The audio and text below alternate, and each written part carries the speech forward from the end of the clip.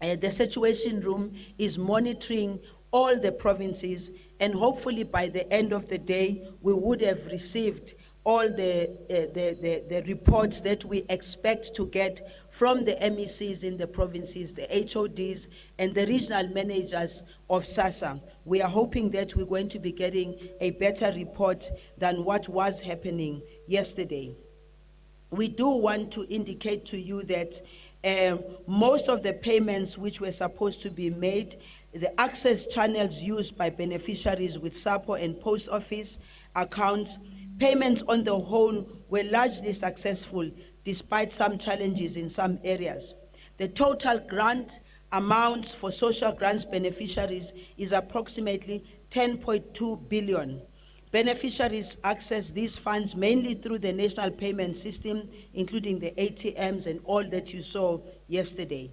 The numbers of transactions by beneficiaries using SAPO card stood at 4 million, and a total value of the transaction withdrawal purchases was 3.8 billion by 17 hours yesterday. So you can imagine the amount that had to be accessed only just yesterday, because unfortunately for us, irrespective of the fact that we requested that only the elderly and people with disability must go out, it did end up with many of those who were not in that category arriving and accessing the money. I do wish to thank the post office though, because as people were arriving, they were doing their best to make sure that they see that these are elderly people. The chairs were set out for them to sit. They were also putting them in smaller numbers into the post office, and also with the retailers, they were putting them in manageable bags into the retail shops to be able, for them to be able to purchase their necessities. Today, we also went to a few places in Pretoria in particular. I think experience of yesterday was improved, because when we visited some of the retailers, we found that they had improved the situation from yesterday. Payments of beneficiaries using commercial banks. In addition to the 3.8 million beneficiaries who accessed their monies using SAPO card, there were 3.2 million beneficiaries whose grants were debited into their commercial accounts. Here is what I think we need to look into in the future to say, what is it that we can do to avoid the queues in general, because now the queues are like this because of the current situation. But I think moving forward, here is an opportunity for us to look for better ways and improving our systems, because I personally believe that giving dignity to people is about ensuring that they easily access the benefits, I mean the social grant in general, but also make it easy for them. At the moment, it's still a stress and strain for our people, and I think at this point we are already having discussions with SAPO, with SASSA, to say, can we look for different ways of doing it, because doing this today, it is corona, tomorrow it might be something else, and it might find us not with good systems that are easily accessible. Some of the challenges that we faced yesterday was overcrowding, and long queues was the key challenge experienced across payments value chain, particularly in shopping malls and retail outlets. CSG beneficiaries also came in large numbers despite the call for dedicating 30th and the 31st to older persons.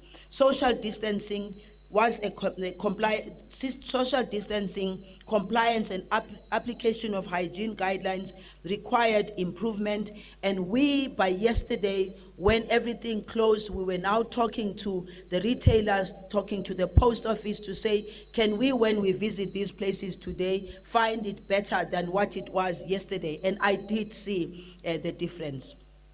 Late arrival of cash, particularly in some rural areas, and many of you will know that yesterday we were already talking about the fact that monies were not available, money ran out, and therefore we needed to have a quick plan of ensuring that by the time we start the day today, most of the monies had arrived. Beneficiaries obviously arrive very, very early in the morning to be in front of the queue. Money was available for all grant types, not just old age and disability grant beneficiaries, causing the problem, because probably what we should have done, which we should look at into the future, is that when we say money must be available, those days that we are saying it should be available to the elderly and those with a disability, our system must speak to that, because that's why we had yesterday everybody just thinking this is an opportunity for them to come out, and not much could stop them from doing that.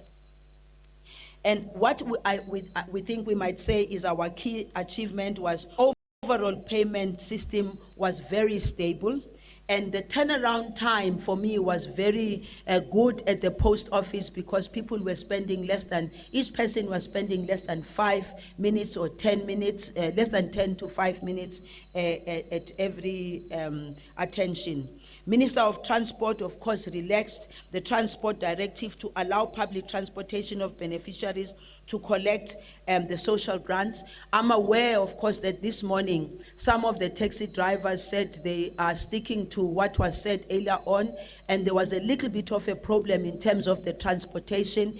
But as we're coming through here, we're calling around to find out whether this was a problem in many places, and we're finding that they agreed to be taking them. In fact, we decided that if in case we have a greater problem, we must always have plan B with an alternative. But obviously the taxis and the taxi owners, because they had the conversation with the minister, we were hoping that they were not going to give us any challenges.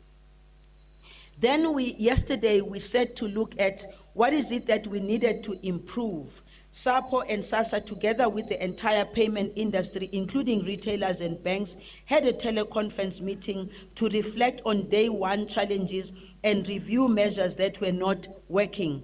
The following interventions were implemented. Hopefully these interventions were implemented everywhere, because as you can appreciate, having a teleconference and then communicating to everyone across the country to make sure that these are implemented is another. And as I leave here, I actually have to go a little bit much early, because I've got to make sure that things on that score, things are being implemented.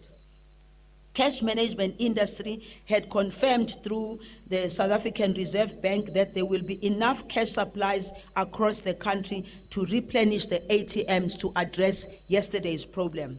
City of Johannesburg had offered additional volunteers to support the queue management and retailers and ATMs in the greater Johannesburg area. And by the way, I found this also happening in Tshwane as I was in Tshwane today. And I also found some of the NGOs that work within the communities and community-based organizations, they decided they were going to come out and be of assistance. NetJog and ProfJogs have been approached to avail additional personnel to support crowd management. And today, crowd management was not as bad as yesterday, because there were not so many people who flocked out. However, that bit of comfort doesn't make us feel comfortable, because tomorrow we start the normal schedule of grant payments. Dignity measures, number of chairs will be increased to improve the seating arrangements, because we felt that yesterday that there were not enough chairs because people came in such huge numbers. We asked also the retailers to also step up and assist us in ensuring that we get more chairs. The places I went to today, and also due to the fact that there were less people than they were yesterday, there was quite order, and there were more chairs and most people were sitting down. I'm talking about people who had gone out to get their social grants. I'm not talking about people that had gone out to buy from the shops, because those queues actually today were much longer. SAPO has ordered additional cash, more than originally projected. We did indicate yesterday that we think that in our projection, we missed the point in the amount of money that we needed to make sure that we cover. Additional SASSA staff deployed at big SAPO branches and retailers serving high numbers. In Mpumalanga, measures have been put in place for SASSA staff who should have arrived at 6:30 to support the management, because remember, Mpumalanga was among the first actually to say that they were running out of money and people were worried that they were going to be going back home without the money. Finally, I do wish to pass our sincere to the beneficiaries who passed on while they were either en route to receive their SASSA grant or had just received the SASSA grant or were sitting. In the Western Cape, we have one person, and we did not want necessarily to announce the names and all, because we do have the names, yes, but I think we need to be sensitive to their families and the plans that are being made. The person that died, he collapsed and died on his way home in KwaZulu-Natal. The person who passed on there collapsed at the post office. When the ambulance came, and ambulance came on time, I'm told, by the time the ambulance arrived, the services confirmed that she had passed on. And then the other person who passed in Gauteng, she got off the taxi and collapsed and died before she could even get to the post office itself. Now, to us it says, we must appreciate and understand that some of our people are going out to get the money, even if they are not in a very good state, because they don't have any other means. These are people who depend entirely on SASSA grant, and sometimes I'm sure they won't even say at home when they are leaving that, well, I'm not feeling very well, because they know that getting the money is about putting bread on the table for the children that they live with in the homes. So SASSA and the department are working around, including the department, the provinces where this has happened. The families have been contacted, and we'll do everything we can to make sure that these grant recipients, the families of the deceased grant recipients, are taken care of. What is a challenge is that for those beneficiaries who did not access their money, nothing can be paid to the families, as the grants being paid now are for April. The regulations confirm that we can only pay grants at the end of the month in which the beneficiaries dies. These beneficiaries died in March, so are not entitled to the grant for April. However, we do want to say that we need to look at supporting this, and I'm raising this issue because we do not want to find ourselves in a situation when people go there to check with them, or when the media goes there and checks, and then the family says, yeah, but we're not getting our grants. We have regulations, we have to stick to the regulations, but at the same time, we have to be sensitive to the fact that these lives were lost at a very critical time when the families need the money. Gauteng already indicated that today, as we parted with MEC Lisufi, he then immediately left Pretoria to go straight to the family of the one who passed on in Gauteng. And SASSA will provide social relief of distress to support the families. ASUPOL has offered to assist the families with funeral costs to the value of 50,000 each. Arrangements are underway to link the next of kin of ASUPOL to take up this generous offer, and we wish to thank them for that. The last message that we would like to communicate to the SASSA grant recipients in particular is that they must really adhere to the national call that has been made. They have to do the best that they can to protect themselves. They have to also avoid agitations. As I was going out there was just so much agitation amongst our communities, and we understand the stress and strain that people are going through. And the last message we would like to pass as SASSA is to say, those who are still out on the streets, those who are still not adhering, if they think that their lives are not important, they must also think about the people around them. But I'm sure that as the message keeps on coming, everybody everywhere in South Africa will really have to assist us in making sure that we assist them. I thank you.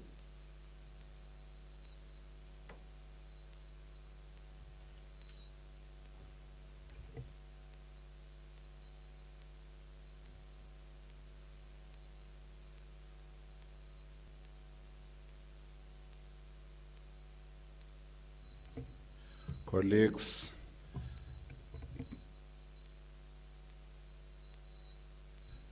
I hope you can hear me, yes, yeah. Members of the media, just one request that I made with my colleagues, because Minister Zulu has got to go and run and ensure that our elderly and our disabled people are able to get their grants in a manner that she has explained. Now, we would like to release her, but before we do so, we will take a few questions that we would like to direct to her. Maybe let's start by testing. Members of the media, we also want to test whether our system is working, because very soon we would not like to have you here. We would like to have something that will have us here, and we will speak to you from wherever you are, where you link up with us and you ask us questions. Let's start with those that would like to ask questions who are not here. Do we have any? Not yet, Minister. We don't have any policy. Thank you. Now, let's then get to the colleagues who are here. I know that you had worked on a system. Now, if your system is too slow, I will just get hands. We are bridging the two systems now. Any colleagues here that would like to ask questions, unless you have sent your questions via WhatsApp? But be that as it may, let's just get started. Yes, colleague, and the other colleague. Any other colleague? There we are. Thank you very much. Can we hear you, sir?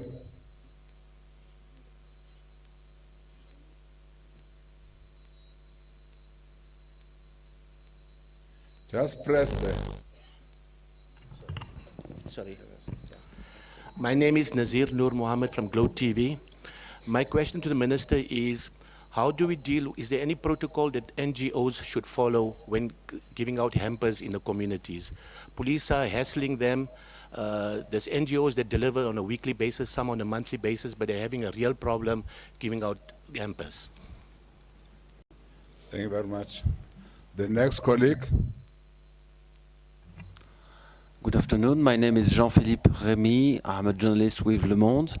I'd like to know if you get some indications about when and in which way maybe the payment of different help is going to be made in the context of the Solidarity Fund. If we have indications of the next future when this system might be implemented. Thank you. Just answer the question that you have to answer, Sis Zulu.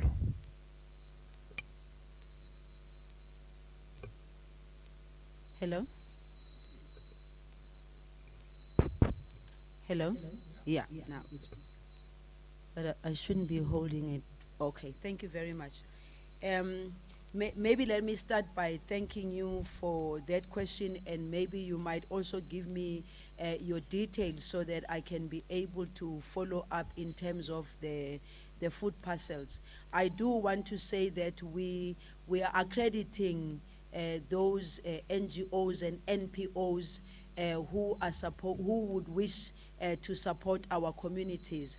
Remember that the Minister of COGDAM, Minister Nkosazana Dlamini Zuma, passed the regulations, and then we had to develop our own directive. And our own directive had to include what was going to happen in as far as NGOs and other organizations that would like to work with us. I don't have the immediate details now as in terms of who they are supposed to call, because we've just recently signed off the directive. We've just signed off the directive.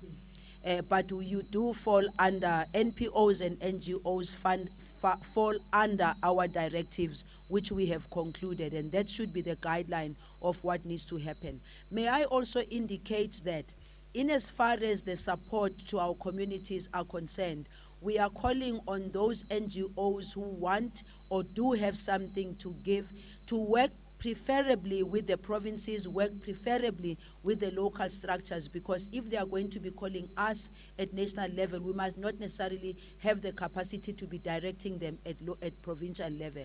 We have been working very well with the MECs in all the provinces. We're working very well with the regional managers of SASSA. So if you could also, they could also find out on their own where they can, find out the numbers for SASSA so that they can call SASSA, but we would have to publicize the details as soon as possible. But we are very looking forward to working with those that want to assist us, because we're very much aware of the stress and strain and the food security that's going to be a problem for us. So we would like to coordinate so that our people don't go hungry. Thank you. Thank you very much. I'm told that there are some questions on WhatsApp. Can we have them? Yeah, just read them. Only those for Minister Zulu. Yes. Yes. The first question is from TD Madia. She's here, but Oh. okay, okay. Thank you. Sorry about that. CD from News 24. Just two very quick questions for you, Minister.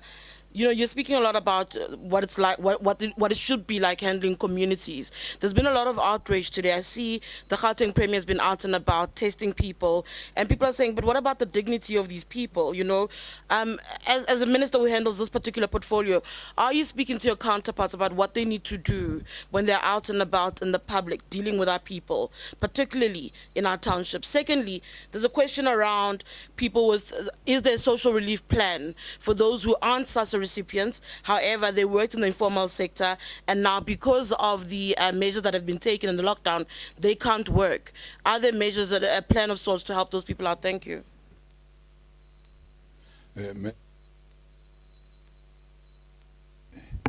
Let me answer the last question. Can we leave that question for Minister Kumbutso, please? The last question. Thank you. You can ask other. Are there any other ones who still need to ask for Minister? Ask Minister Zulu. Minister, we've got two callers on the line. We've got Vuyo Mboko and Dennis Webster on the line. Vuyo, can we hear you? Yes, I can hear you. Ask your questions. Minister, what I'd like to understand Vuyo Mboko from EMCA is if those the minister has been working with had assured her that for example, there is enough money to go around and money would be made available on time. If they had discussed the fact that the assistance should speak to the stated priorities, why then did the money arrive late at many rural points? And why did whatever it is that they had to do not speak to the stated priorities, which the minister says were in fact discussed with the partners? Who takes responsibility for that? Thank you very much, Mr. Mbogo. The next caller is Mr. Webster. Dennis Webster. Dennis Webster. Dennis Webster, ask your question.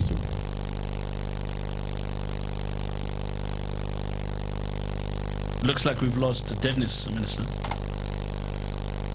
Thank you very much. Sorry, Dennis, you have lost your opportunity. While we're doing this, you will see that we're bridging two systems. This is what we want to get to, where you will be calling us from wherever you will be, having watched on television, either in your home, you then link up with us to ask whatever question you would like to ask. That's what we're moving to. And we can see that the system works. Next time, you will not be here. You will be in your homes or in your offices, but still be able to listen to these briefings and be able to answer questions in the manner that Mvuyo Mvoko has been able to ask. Minister Zulu.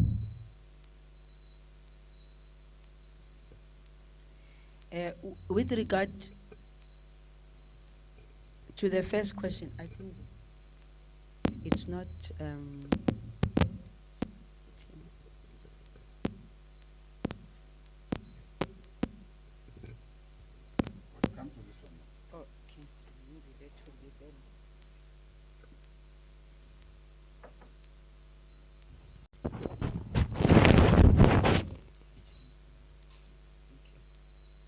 bring it down. No, thank you very much. With regard to the first question about testing, I really don't think I would be the right person to answer that because I have not even, I know that Gauteng has got a plan and they've been doing it, but I really don't want to answer a question where I haven't had a conversation, first and foremost, with the Premier of Gauteng to explain exactly the concern.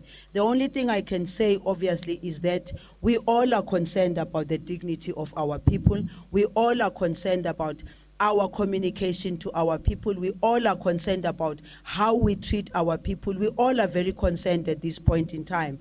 And if there's been any sensitivity anywhere, I'm 100% sure that as government we can deal with it, and the government of Gauteng can also be able to deal with it. Right now I can't answer it because I'm not aware of it. Why was the money not available? Why did the money arrive late? Yes, we did indicate yesterday, we're very upfront yesterday, that I think in our calculation, and we take full responsibility, by the way. I can't apportion responsibility to that one on that one. We work together. And one thing I can assure you, myself, the CEO of SASSA, the CEO of NDA, the Post Office, we are working together. Minister Stella and Ndabeni Abrahams, we are working together long before even the issue of coronavirus came about. We had already agreed that if we are to serve our people properly, we've got to be able to work together and improve our systems. And by yesterday, we were upfront to say that we miscalculated as to the amount of money that was going to end up being withdrawn. And of course, if there was not enough money yesterday, try and imagine what it meant to then get the Reserve Bank, to get the people that work with us to supply the money, to make sure that the money is available. To this point, I'm aware that it was in Mpumalanga where they said, no, the money wasn't available, and I left the CEO out there trying to deal with any area where the money wasn't there. But we were assured by those that take the money to the pay points that the money will be available. And if there are areas that still have a problem now, it means one must just go out and deal with that. We take responsibility, all of us. And as a minister, obviously, I have to take responsibility because I've got to make sure that it's properly coordinated. I'm not here to hang anyone out to dry because I have to take responsibility.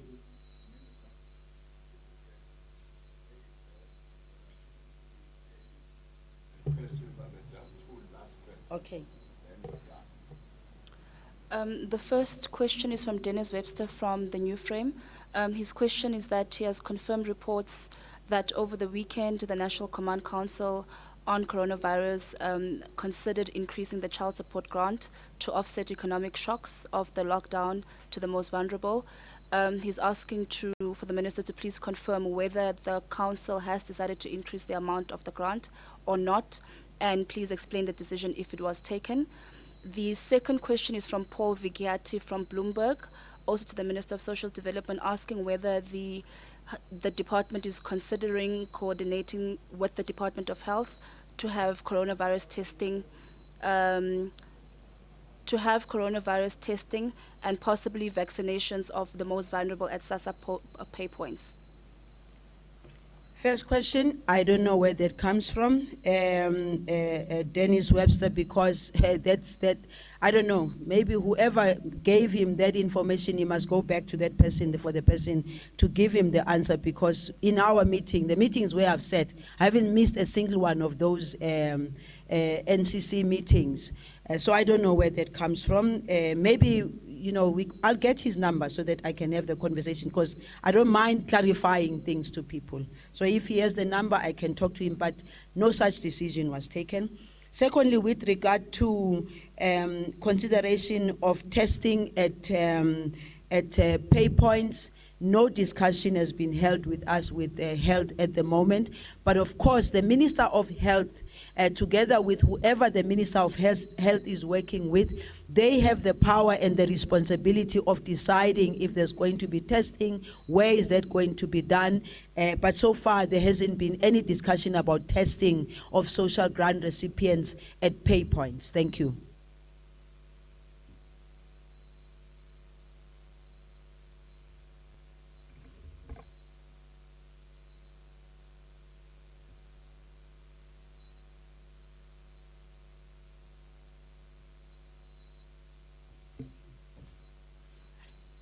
Thank you very much, Minister Zulu. We now move on. Am I audible? We now move on to Minister Thulas Nxesi to talk to us about workers. Honorable Minister.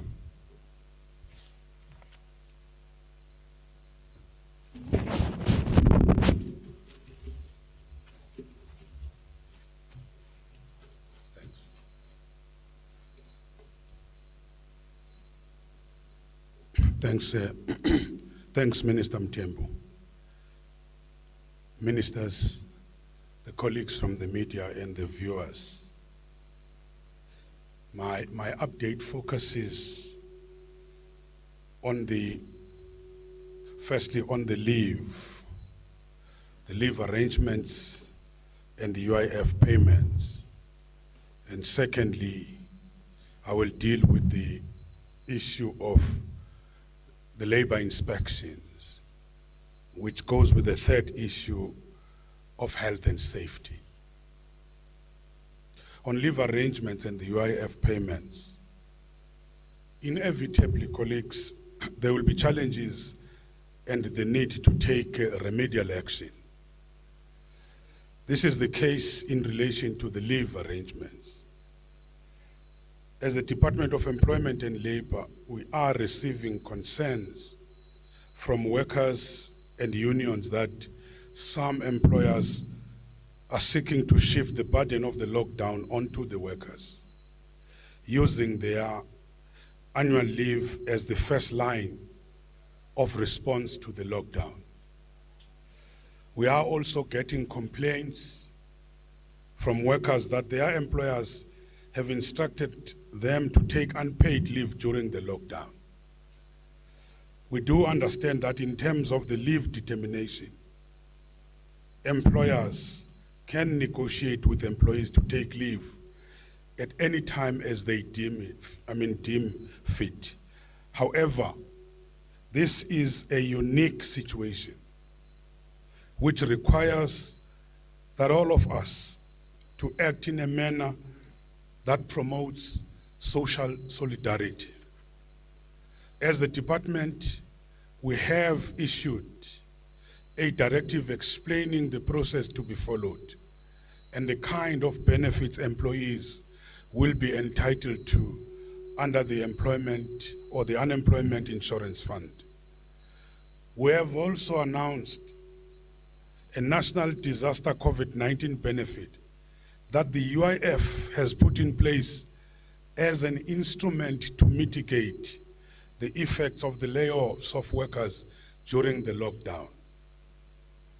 It is important, though, that all parties understand that the UIF cannot deal with the millions of the individual claims, which would just come at the same period.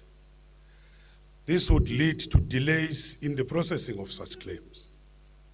Rather, we've put in place systems to pay out UIF benefits through the companies, sectoral associations, and bargaining councils, including, but not limited to, the sectors like tourism, small business enterprise sectors.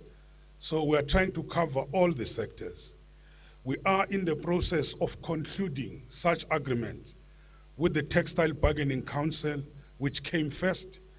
We would also like to mention that the discussions with the travel and tourism sector are also underway. We will be announcing towards the end of the week. We also appeal to all other sectors to agree to this arrangement because it's going to be easy for all. The department has also engaged the Banking Council to facilitate the UIF payments. We think that they have a national infrastructure as the banks. They might be very helpful. And we will provide further details as this process unfolds. Our technical teams are meeting now dealing with these issues.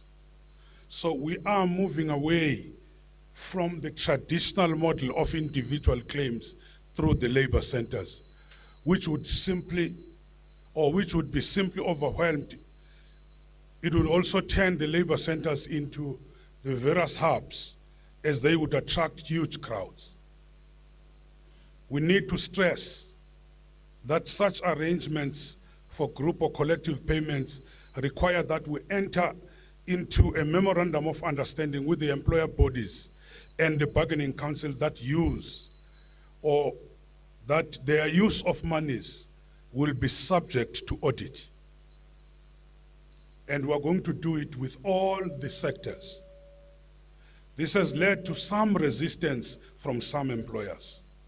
We all need to understand that these are public funds that by law they have to be audited. We therefore shall insist on the implementation of the proper governance in this regard. None of us have a choice on this matter. I urge all the parties to get together and engage so that we can expedite the payment of these monies to the workers that need them. The UIF staff is available to assist in any way necessary. And to this effect, we have a hotline number to obtain advice on how to access these benefits and to empower employees to assist, to empower the employers to assist their employees. The call center number is 012-337-1997. Let me repeat it, 012-337-1997. It's from 8 o'clock in the morning to 20 hours in the evening. The call center operates from Monday to Friday. We are negotiating within the department the idea of extending this to weekends. And we must emphasize that the relief which the UIF is giving, we are talking about the relief for the month of April, the 21 days which have been pronounced by the president. People should not take advantage of the situation. Employers should have by now paid the March salaries minus the 4 days. People cannot start pressurizing us for the March salaries. We are catering for the 21 days. We would like to express our sincere appreciation to the employers who have already demonstrated social responsibility and solidarity by not only paying the workers in full during this lockdown, but also by making themselves available to assist by acting as disbursing agents during this period. On labor inspections, the issue of the essential workers. Firstly, it appears that some employers who are not delivering essential services and goods are forcing their employees to work. Employers are either unaware or choose to ignore the provisions of the national disaster legislation and regulation, which only provide for essential services and production to continue at this time. In terms of Regulation 11G, this is a criminal offense and puts at risk not only these employees, but all who they are in contact with, and goes against the call for as many of us as possible to stay at home. Any employee who's not involved in a business delivering essential services and goods and who's forced to work is entitled to contact SAPS, the police, and report their employer. Any worker who does this and is subsequently victimized will be protected by the Labor Relations Act, since this will be an unfair labor practice. It's a matter which we will be able to follow it up later. And I further call on employee or employer organizations to intensify their communication to individual employers, informing them of their responsibilities during this period. On health and safety. Secondly, in respect of the workers who are required to work in this period, employers are required to ensure that the Occupational Health and Safety Act is adhered to in respect of the occupational hygiene and provision of personal protective equipment. In response to numerous complaints from the workers that some employers are forcing them to work without the necessary personnel protective equipment, our labor inspectors are following up, particularly at the moment in Gauteng, Western Cape, and KZN. Indeed, a number of retail and manufacturing enterprises have been temporarily closed exactly for these reasons: lack of this protective equipment and failure to ensure social distancing. Our inspectors are being accompanied by SAPs and the Department of Trade and Industry officials.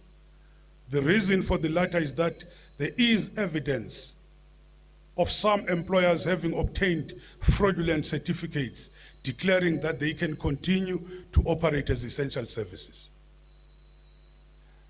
The labor inspectors report daily to me on their findings. At this stage, we are urging non-compliant employers to do the right thing.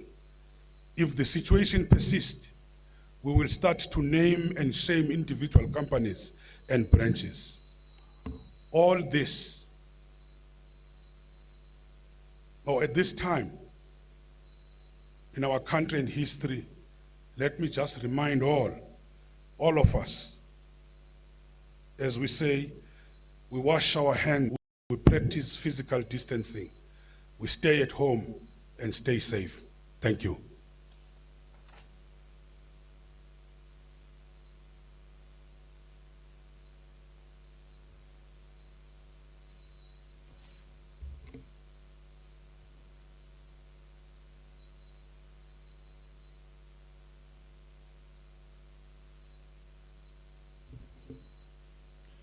Thank you, Minister Ngesi.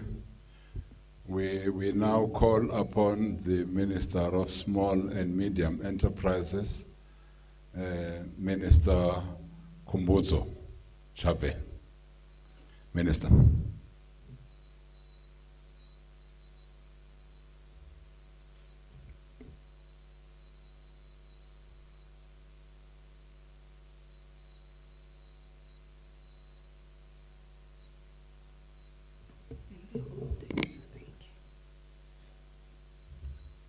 Thank you, Minister Mthembu.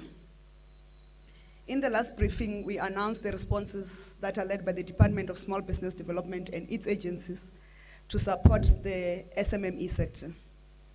Last week, we published qualification criteria for both the SMME Debt Relief Financing Scheme and the Business Growth and Resilience Facility.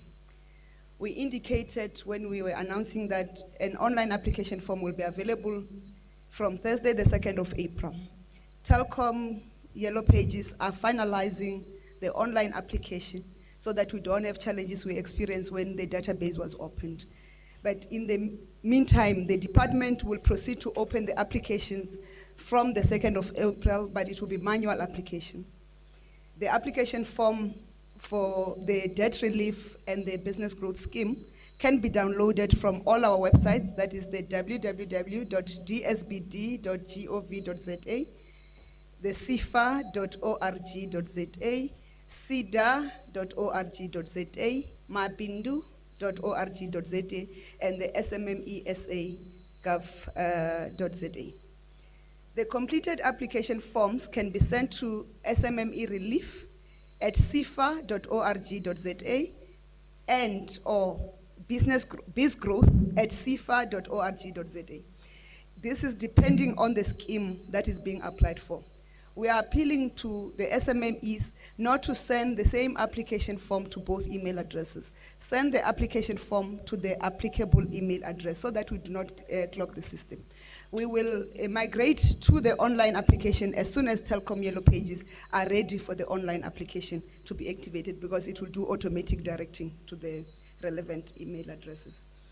Those who have applied on, who have registered on the SMME SA database and were not issued with the reference numbers, by tomorrow the bulk SMS service will send you your reference number so that you can quote the reference number when you do the application, because one of our requirements is that you must have been registered on the SMME SA database. Last time the question was, what is the turnaround time we're anticipating in terms of the time it will take from application to the time of the disbursement of the funds to the applicant? We are estimating that at worst it should take us between 7 working days, and the operative word is working, 7 working days between the application and your notification for the approval for the application. And it will take us a maximum of 5 working days from approval of application to the disbursement of the money to your account. And this Friday, SIFA will approve the rescheduling of the loan repayments for 6 months to the value of 359 million rands for at least 206 clients of SIFA. They continue to work to assist other clients who will qualify for the rescheduling. On Monday, the 30th of March, the President announced that we are working on support packages for businesses in informal sector. We have finalized the details of a dedicated spaza shop support scheme, and I'll talk to it later. And the date of the opening of applications for the spaza shop support scheme will be announced on the Thursday, the 2nd of April. We are also finalizing the support packages for other fields of the informal sector, including hawkers and certain categories of self-employed who belong in the informal business sector. And this we should be able to announce by Thursday, the 2nd of April. In terms of the dedicated spaza shop support scheme, we've got 5 types of support that we are giving. We're giving the opportunity for networking or purchasing power or bulk buying. And we are coordinating that bulk buying through the pre-selected or selected wholesalers. And they have to buy on a pre-approved basket of goods. And that basket of goods will include some of the produce made by SMMEs that the department and its agencies are supporting, and those other SMMEs who have the certification for their products. And the scheme will also entails access to seed capital and credit facility. We know that some of our spaza shops are not able to access money to buy stock, and we are availing at first go a seed capital to assist spaza shops to buy stock, but that will be followed by a credit facility to enable them to continuously to buy even beyond this situation. And then we are also supporting them in terms of the business management support, because we know there are challenges with our spaza shops in running the businesses to become profitable. That will include things like bookkeeping, customer service skills, inventory management, which is stock control and purchasing and other things, and occupational health and safety and environment. We are also facilitating access to business, to basic business tools, such as instant payment machine, the speed point, airtime, and such vending facilities. And in terms of health and hygiene, we want to support spaza shops to meet the health and the occupational health and safety standards and environment, which are required most critically in this period of need. And there are compliance documents that spaza shops, when they have to apply, they will have to complete. We have availed CEDA to support them, and they can be access that support through their provincial agencies. We're going to provide the numbers from the provincial departments responsible for economic development in provinces, and our CEDA dedicated numbers to support spaza shops. We are going to facilitate the licensing of owner-operated spaza shops in areas where they are not licensed, but this will be in accordance with the law as prescribed. And the CIPC registration, because spaza shops are part of the micro businesses and they must accordingly be registered. SARS registration, because the micro businesses must accordingly be registered. And the UIF registration, so that next time, Minister Ngesi can be the one that sorts out the payment and not ourselves. But we must emphasize The issue that you are registered for SARS, it doesn't mean you have to pay SARS. It means you must file returns for SARS. And we're going to put a bookkeeping support program which will use the unemployed graduate from or who have bookkeeping to assist them to do that, because it is important that the revenue system knows how many people are there trading, but also how many cannot afford. It also assists a government with planning. We are also going to assist the sponsor shops, those who do not have bank accounts, to access bank accounts, because it's important that we can't give money to individuals. We have to process it in line with the laws of financial management in the country. What is the qualification criteria to access the sponsor shop support? The sponsor shop must be owner managed and operated, and must be willing to register on the CIPC, SARS, and UIF, as I've indicated, and that there will be dedicated support to assist them with those registration. They must give us, if they claim to have a bank account, they must give us the proof of banking, and they must register on SMME SA, and there is assistance available for that, and we're going to communicate the opening date for applications. And sponsor shop must hold permit to trade. And for those who are currently operating illegally, they can go to their nearest municipality to apply for the permit. With the assistance of SALGA, they've come to the party and the municipalities are ready to give permits to operating sponsor shops, those who qualify to do business in the country. They must also be willing to stock products manufactured by other South African SMMEs, because it's time that we promote our own. And if this economy has to rejuvenate and self-sustain, we must start to buy what is South African as part of reinvesting in this economy. And they must be willing to submit monthly management accounts after they've been on the system, and CEDA will assist them with that, which is the post-investments. They must be willing to continue with the system of support for at least a minimum of 12 months, so that we can make sure that they are firm businesses and are in good standing orders. What is the current operating environment that we want to make sure happens? We have the responsibility to ensure continued access to household basic necessities without traveling a long distance, in line with observing the instruction of the Commander-in-Chief and the President of the Republic that we must stay home. We also have the responsibility to minimize multiple infections caused by movement of people and unhygiene places. We cannot overemphasize the importance of assuring hygiene in the trading environment of sponsor shops. Therefore, part of the requirements we are putting for the sponsor shops and the police when they go out there, the sponsor shop must have the ability to sanitize before and after serving each client. They must have the ability to disinfect the counters in line with the guidelines of the Department of Health, and they cannot sell poor quality or stale food in their shelves, and there's a need to maintain social distance both when serving customers, between the trader and the customer, and between the queuing customers on that. Traders are not allowed to use sponsor shops as sleeping quarters. Thank you.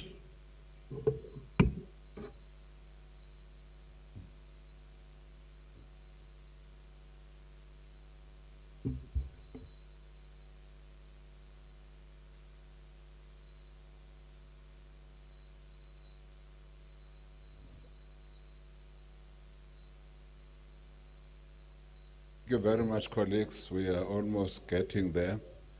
We now allow Minister Mbalula to speak to us about transport matters and aviation.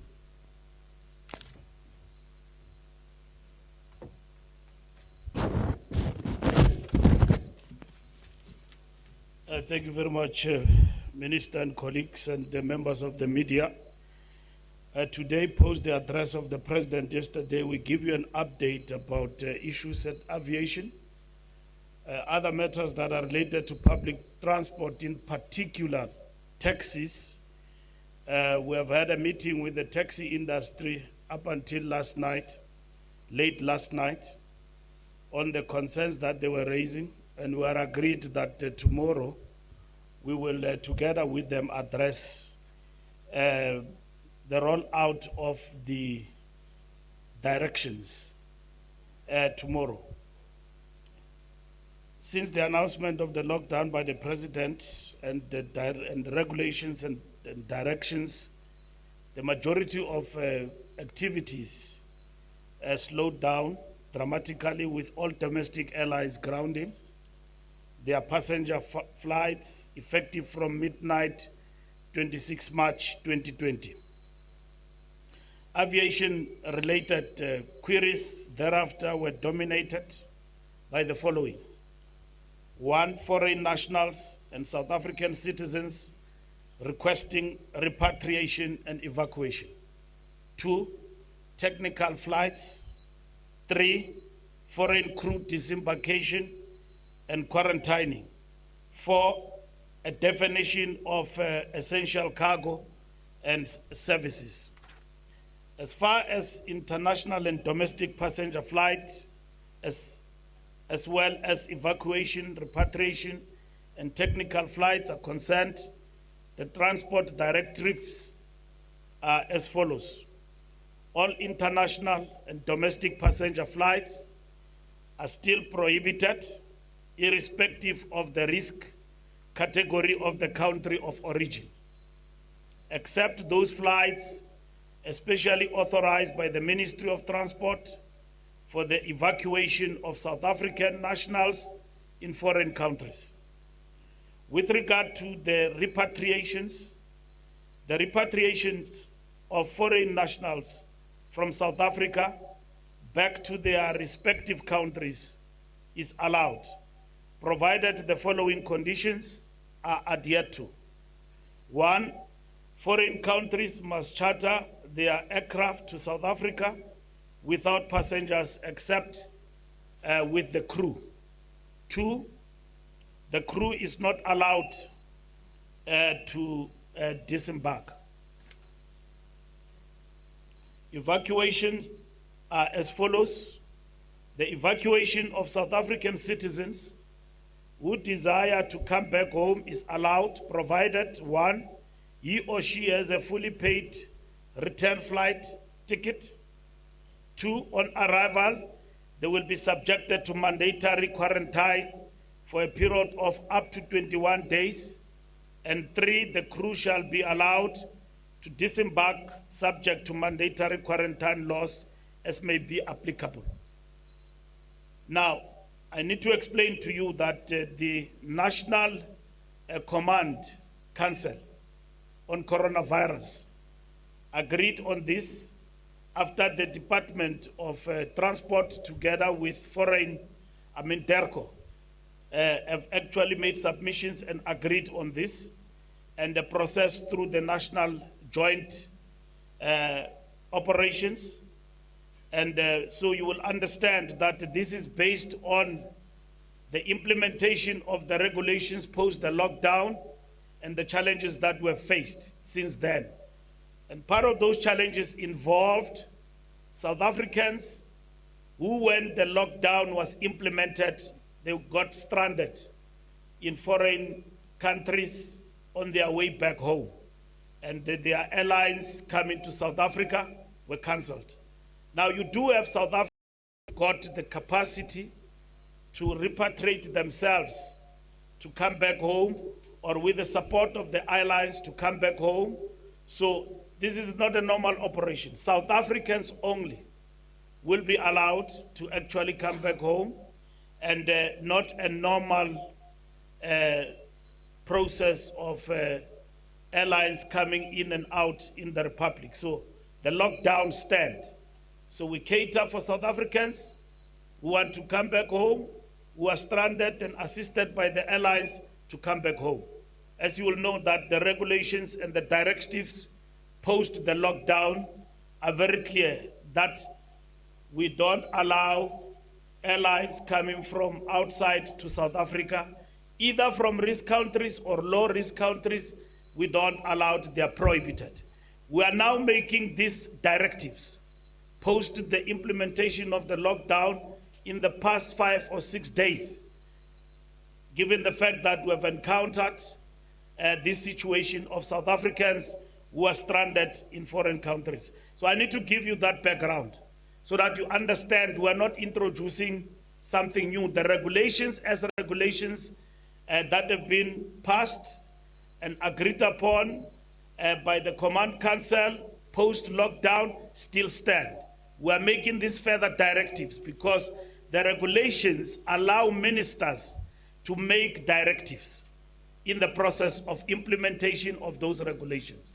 Like we have explained from the onset that different ministers from different portfolios will be allowed to issue further directives as and when the regulations are implemented.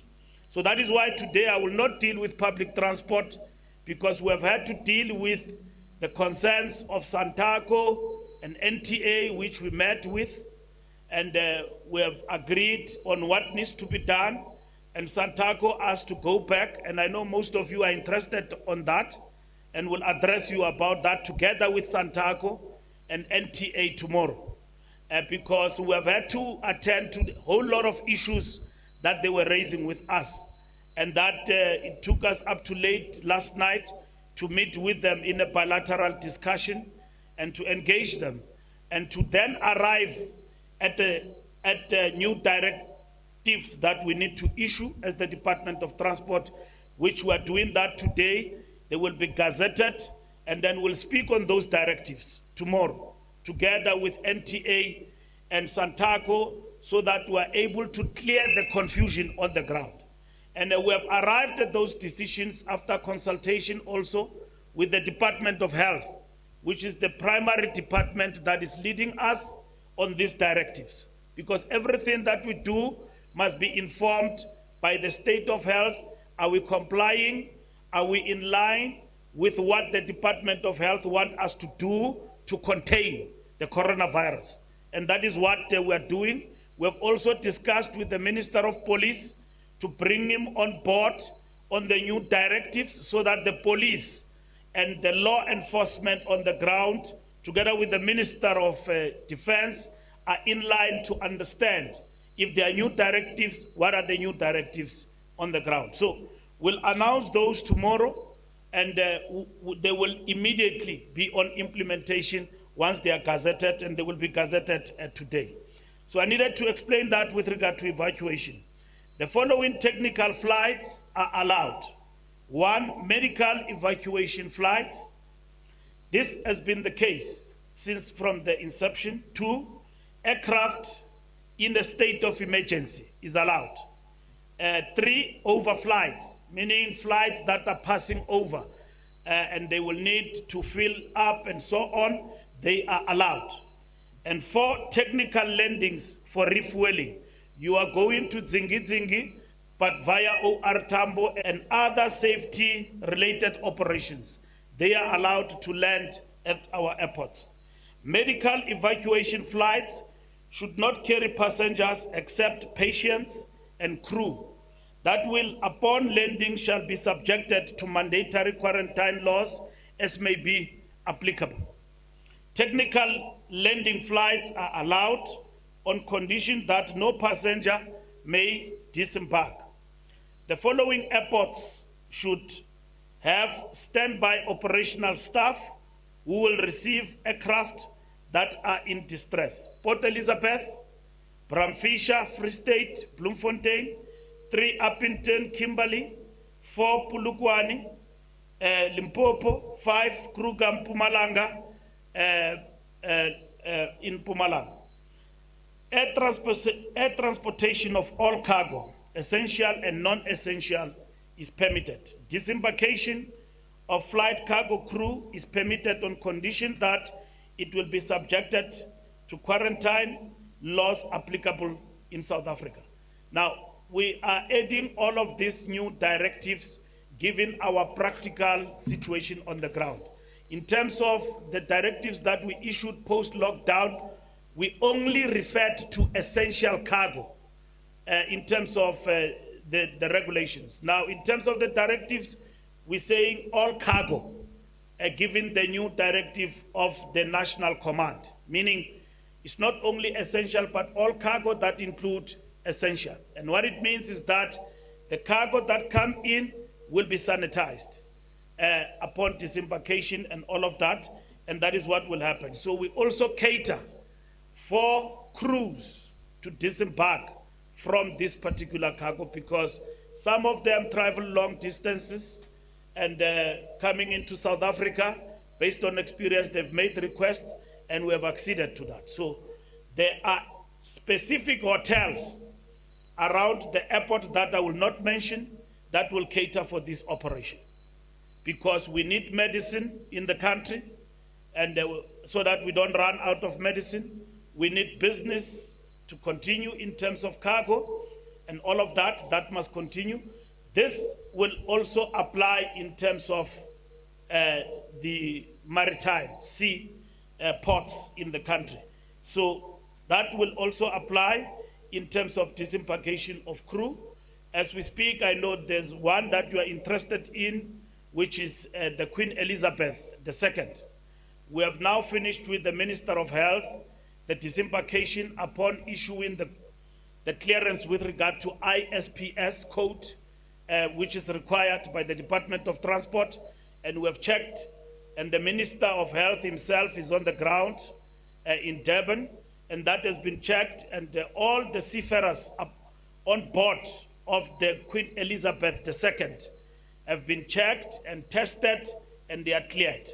And they will disembark, and they will follow all the regulations in relation to quarantining of those 6 South Africans.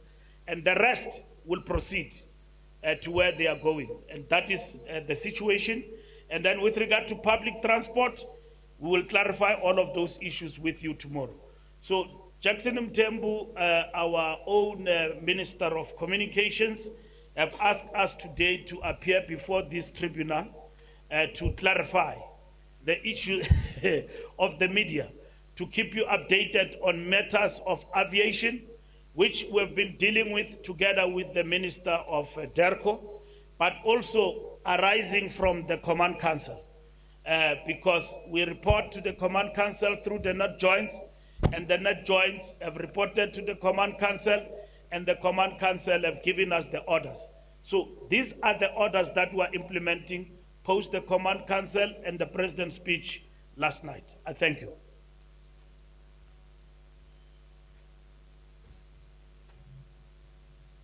Now, my friend, of fuel, you are allowed to.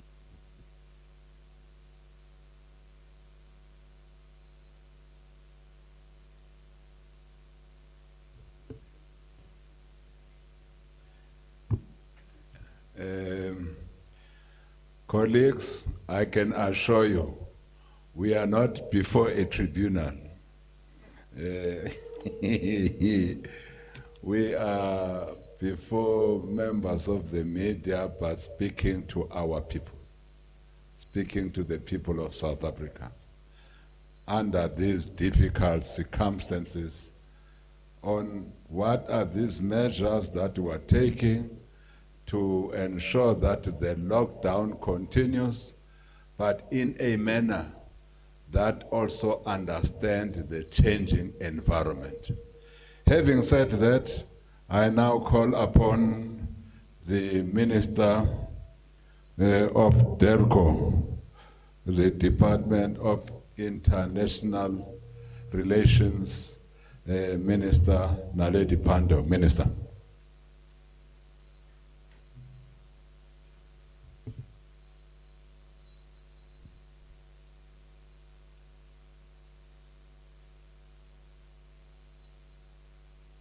Thank you very much, Minister, Cabinet colleagues, and ladies and gentlemen of the media, and our DG. I don't know if it's a case of the best to the last or the most troublesome to the end. Well, I think the message from my colleagues is certainly that the most important role that all of us have is to play a part in curtailing the spread of this virus in our population and worldwide. All of us, all over the world, are impacted by COVID-19. And our greatest task is to ensure we protect in particular the most vulnerable amongst us, but most broadly, all who live within our country. International travel restrictions have been implemented as part of social distancing strategies. And many, many countries have rules such as those announced by my colleague, Minister Mbalula. The travel restrictions are accompanied by a set of national strategies in each of the countries that limit people movement through lockdowns such as we're experiencing in order to prevent transmission of COVID-19. What we have found then as the Department of International Relations is that many of our citizens are finding themselves stranded in various countries across the world. This includes not just South Africans and South African permanent residents, it also includes tourists and others working on short term in South Africa, so foreign nationals in South Africa as well.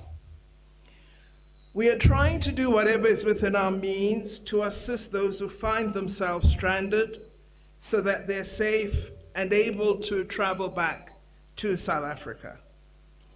Our missions abroad have for some time been collecting data of South Africans who find themselves unable to return home, particularly given the impact of the regulations that has just been amended by virtue of the new directions Minister Mbalula has announced.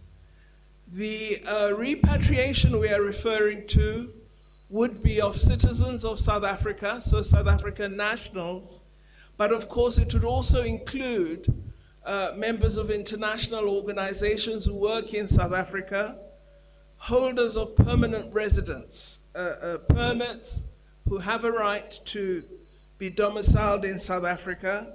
These would form part of the grouping that we would have to give attention to.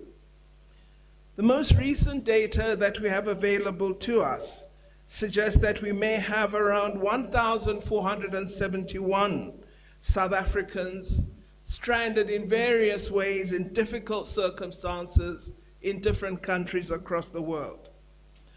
Of this number, 723 are students, 204 are persons who work or are employed in countries overseas, 224 are tourists, and there are 320 who haven't told us what status they have, but they indicate they wish to return. I'm not sure that we've fully gathered the data as yet, because these are persons who've approached our missions and whose data we have recorded. We believe there may be many more people in need of assistance who we are not as yet aware of, and I'm sure in the next day or so, we will have many more on our database.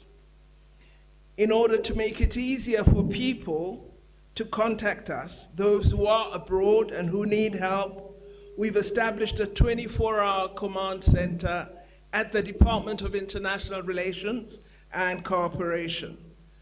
The command center contact details are as follows. Telephone numbers, +27 12 351 1754. The second one, +27 12 351 1756. Our email contact details of the command center are cicc1@derco.gov.za and cicc2@derco.gov.za. In terms of assistance that we are contemplating for the stranded overseas, I've directed that priority be given to those who are stranded at airports who say they're having to sleep on the floor, they have no means for food, etc. Those who have no funds, no accommodation, the elderly, and those who are infirm. Our missions, wherever possible, will continue to render consular services in the context of the restrictions that all countries have introduced with respect to lockdown or emergency regulations. We will also be negotiating with governments, as they're doing with us, to facilitate the movement of stranded citizens of our country. Given the difficulties associated with travel restrictions, we do appeal to those who can afford to return to do so at their own cost, that they indeed initiate such processes. There are some who have started organizing themselves into groups, and they have approached the department to ensure their safe passage home. Others are students who were in residence, were funded for short-term courses or other programs, and have now been moved out of residence accommodation overseas and have nowhere to go. Some South Africans have indicated to us that they are exploring options such as arranging private charter flights back to South Africa. This, of course, is possible in cooperation with their travel insurance companies, their sponsors, or they can do so in groups utilizing their own funds with other citizens in the country in which they find themselves located. In such cases, we have directed our missions to assist with obtaining flight clearances for chartered flights in the host countries, and we assist them to get permission to depart on such flights and get permission from Minister Mbalula for them to travel to South Africa. I would like to emphasize the point made by the Minister of Transport, and that is, we are appealing to travel agencies to assist travelers and not to exploit them, because we have been told by travelers daily to ensure that we inform them of what our government intends to do. We are aware of the anxiety that the closure of borders caused some embassies in our country. According to the World Health Organization guidelines, countries have an obligation to ensure that the virus doesn't spread across countries. All of us have an obligation to stem the pandemic. Our mission and head office will continue to be in touch with our citizens and to assist in all our citizens being reunited with their families in South Africa. One of the categories that we will probably have to give attention to, which we've not addressed as yet, is the fact of South Africa being a hub for most countries on the African continent. We will have to look at what we do in partnership with countries, particularly in the region of SADC, because they have no other landing place except international airports in South Africa. So this is a matter that we will certainly be discussing with our colleagues in the SADC region to see whether there is a way in which we might assist. Our regulations will require all incoming nationals, irrespective of risk category, to undergo screening, testing, and, if necessary, quarantine. We will publish a set of standard operating procedures once we finalize drafting them in order to make sure that we successfully initiate this process of repatriation, both for our own nationals as well as allowing foreigners in South Africa wishing to return to their countries to do so. Thank you very much, Minister Mthembu.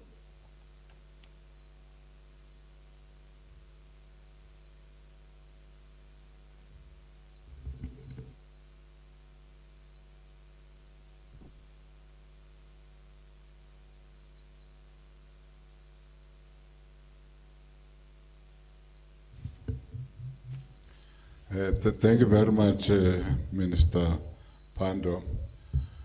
Colleagues, we decided to come with all these matters for updates so that we are all on the same page. As you will be aware, many of the matters that colleagues spoke to are matters that emanate from the address of our president last night.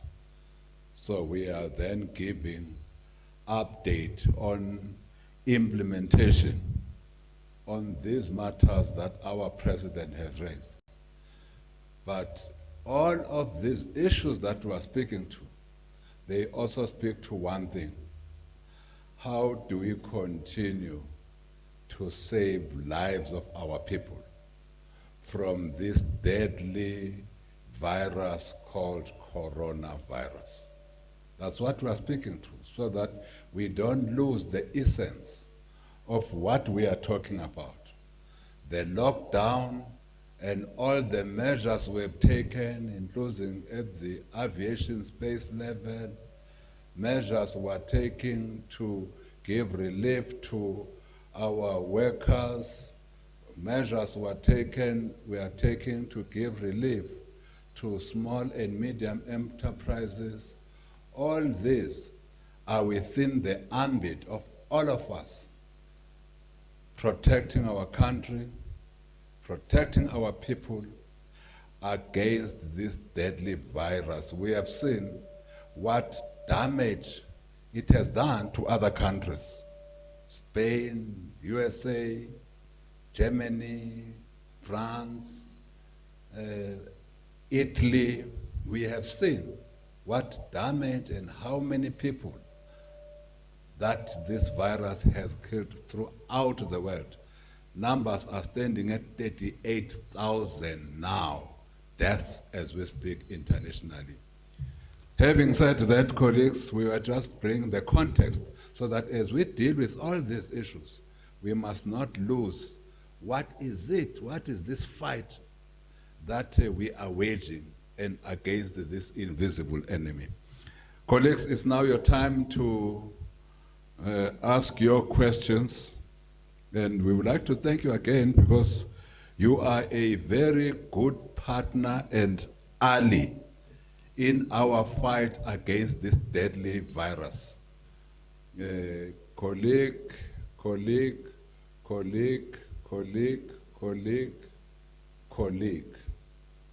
That's it. Then we will also take colleagues who will also call us through the call center. Let's start with SABC. Good afternoon, everyone. I'm Criselda Lewis from SABC Television News. Minister Nxesi, I'll start with you. Are you able to give us an indication how many complaints you've received just on you being on the podium speaking about employers asking employees to take leave? Our timelines are flooded with such instances where many South Africans seem to be complaining about being forced to take leave or no work without pay. That there's a lot of that happening. Do you have any idea how many complaints you're investigating at this time? Also with regard to the fake permits that you have. Minister Mbalula, you seem to be very optimistic about the relations that you've, or the talks you've had with the taxi industry. You would know that there was a protest by taxi drivers in Njoli, in the Eastern Cape, in PE today. This is post your discussion last night. Are you satisfied that perhaps this might be able to yield results? And finally, the MSC Orchestra. I understand that there are 3,000 South Africans, or rather individuals that were on the MSC Orchestra that are being sought at the moment after a case of COVID-19 was confirmed there. I recall that case, and many of those individuals were just screened and let go. Now there is this particular instance that might cause a certain crisis. Are you aware of that? How are you dealing with it? Thank you. Thank you very much. Next colleague. Hi, Bonga Dulane, EWN. I'll start with you also, Minister Nxesi. You said something very interesting earlier on about companies who are have fraudulent essential service permits. I just want to get a clear indication of where is that scale of that investigation and how many permits are we talking about here? We're talking big companies, small companies. Just give us a clear indication exactly what kind of sanctions also. Will they be arrested on the spot? Fines by police? How much? To what extent? Minister of Small Business, Bonga here again. In terms of what spaza shops need to do exactly on the 2nd of April, can you just give us a short description? What will they need? Will they need to supply everything, ID, information when they are, so for that you can authenticate that these people really do own these spaza shops, and also how many people they employ? employ.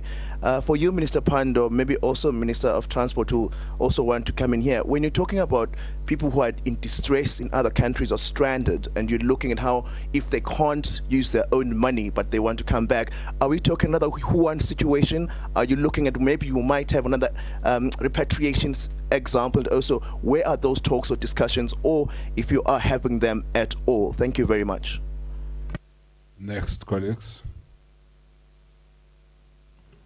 Lizzie Gatano, News 24. Minister Pando, just one small question from me. In terms of the 1471 South Africans that have requested to be repatriated, how many are coming from high-risk countries?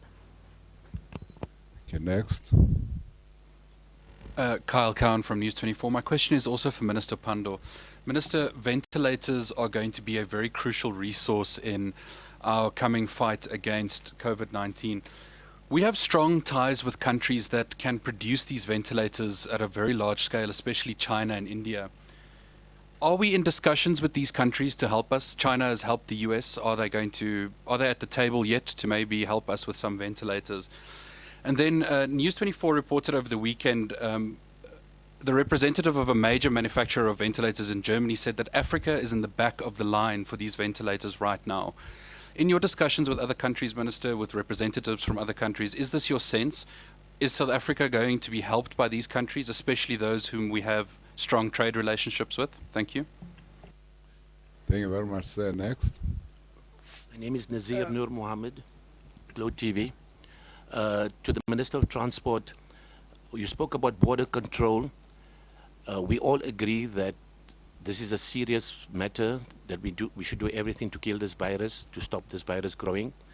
Would you consider restrictions between provinces, movement between provinces, especially passenger vehicles? To the Minister of Small Business, there's confusion exactly as to what time small business should close, the spaza shops. I know of an incident where someone got arrested for trading at 6 o'clock in the evening. What are the trading times allowed for supermarkets and small businesses? The back. Thank you so much. Franz Luagamachata from Progressive Independent News Agency. Minister Ngesi, there's a segment of the job-seeking professionals, and some of which were retrenched in the recent past, and as a result, they are no longer on the UIF, and they are unemployed. So, have your department actually considered this segment of the unemployed professionals? Yes, sir. Good morning, good afternoon. My question goes to Minister of Small Business. Minister, can you clarify, please, about the pledges announced by the 1 billion pledges announced by the President from the Rupert family and Oppenheimer? Are they loans or donations? Thank you very much. To our colleagues who are manning the call center, do we have any questions? Minister, we've got 3 callers. We've got Vuyo Mboko on the line, followed by Show from NHK TV. The last caller will be Jiren from Cap Blanche. Vuyo is the first one. Vuyo, take your platform. Okay, Vuyo Mboko from ENCA. Thank you. To the Minister of Labour, what reasons or excuses are companies giving for refusing to enter into arrangements with your department? And then to the Minister of Transport, you mentioned last week that you were in conversation with the Germans about the repatriation of their nationals. Is it true that they are going to be flown back by African Airways?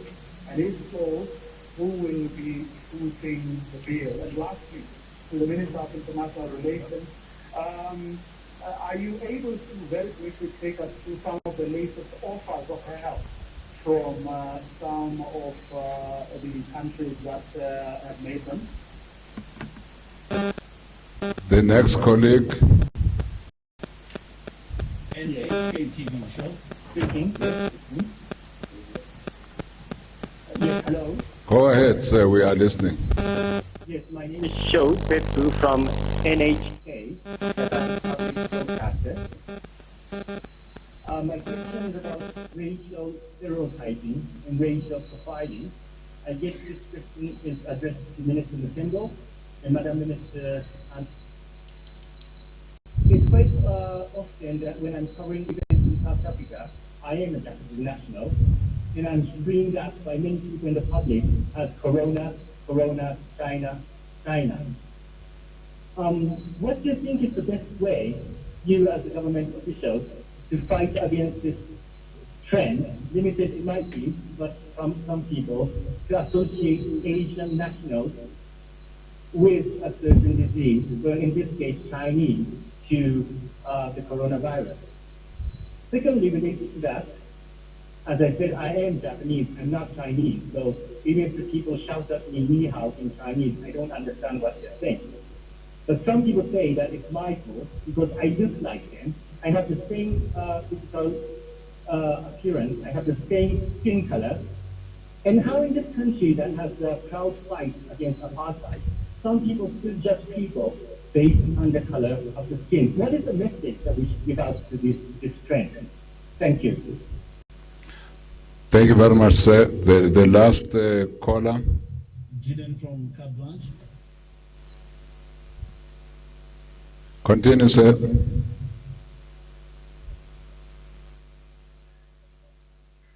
Go for it, Gillian. Hi there. Can you hear me? We can hear you loud and clear. Thank you, Minister. So my question is with regard to South Africa's passengers who are on the cruise liner to Costa de Minosa. They spent 9 days stranded on the Mediterranean and were finally allowed to travel to Rome. And they are now in quarantine in a hotel in Rome, and they're in quarantine till the 6th of April. How would they go about finding a way home? Thank you very much. I will now allow my colleagues to answer, starting with Minister Mbalula.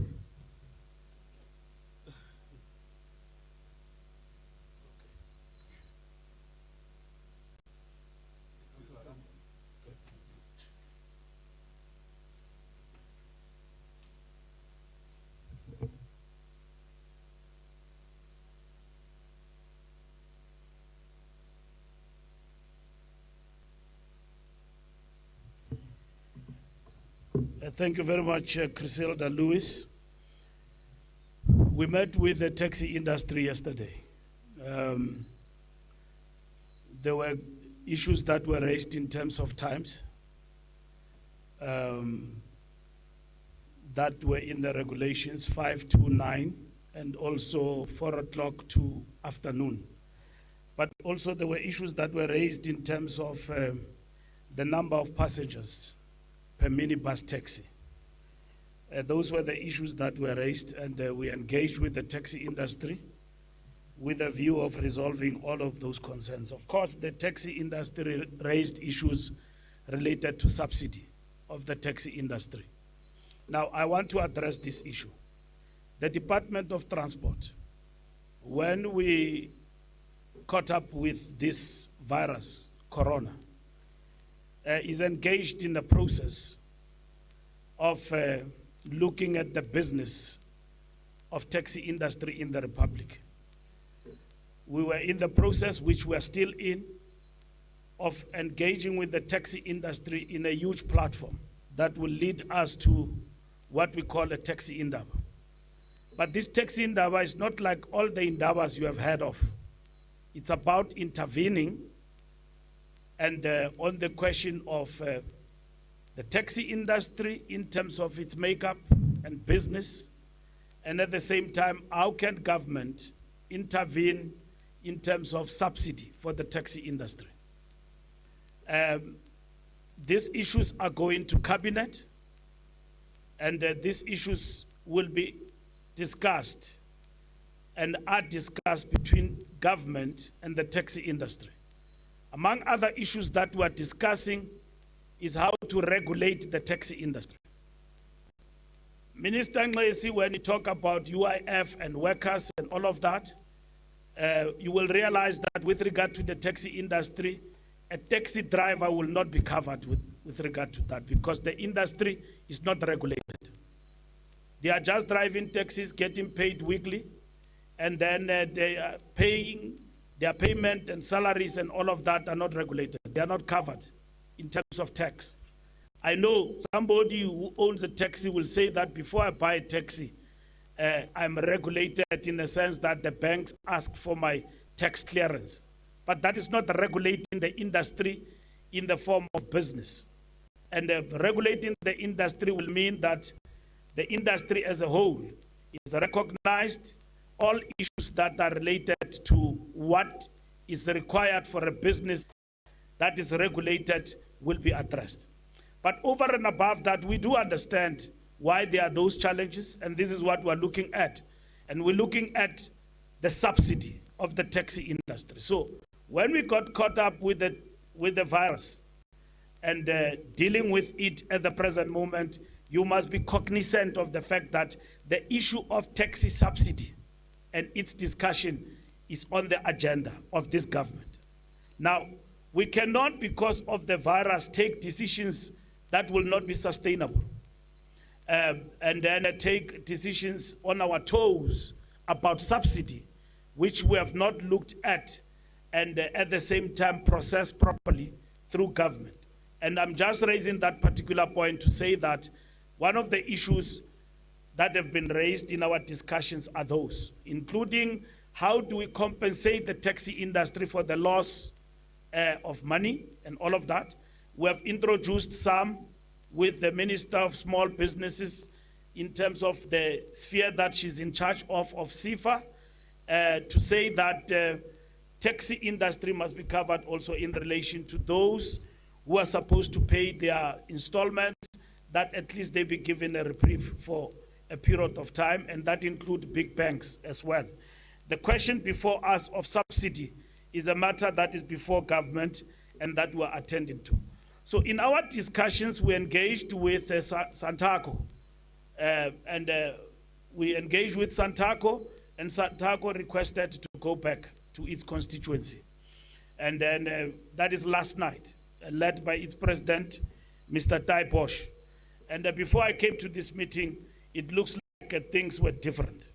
And they raised all issues of time, and how government can come to the party. Now, from the National Command Center, we have reflected on this matter, and we've got the new directives. So those directives will be gazetted, and we'll announce them tomorrow. And we intend to do so having engaged with the taxi industry. So I will not go to town on those today, but all the issues the industry have raised, we have taken into consideration. We also met with NTA, and the NTA also reflected and raised their issues. And then we agreed on what we agreed on. We will be able to speak on those matters tomorrow with the media with regard to the question that NTA will have raised with us. However, we are concerned that there are, calls for the shutdown after the meeting which the president of Santaco related to me, that when meeting with the structures, they agreed that there must be a shutdown. But I said, okay, and then he came back to me also before I arrived here and briefed me that he had further engaged and that the issue of the shutdown is no longer on the agenda. So our team, my DG, and together with Santaco, we've been talking to them, as we would have been doing between myself, Santaco, and his leadership from last night. So we are engaging government to move faster on this matter. Is being affected in terms of operation. You must understand that government, as in government, through cabinet, is not suspended. There is cabinet in this country that must still process issues, but there is a special dispensation of the command council led by the president to focus on the coronavirus. And we are processing all these issues in the context of the disaster management regulations that we are responsible for. So the challenges that we've got with the taxi industry and the concerns in the context of the disaster, we are dealing with them. But when I conclude on that point, it must be understood that we don't intend to transport anybody. The transportation that is provided is for emergency, meaning in the morning is for health workers. If for somebody who's working at the supermarket, to be transported in the morning and in the afternoon.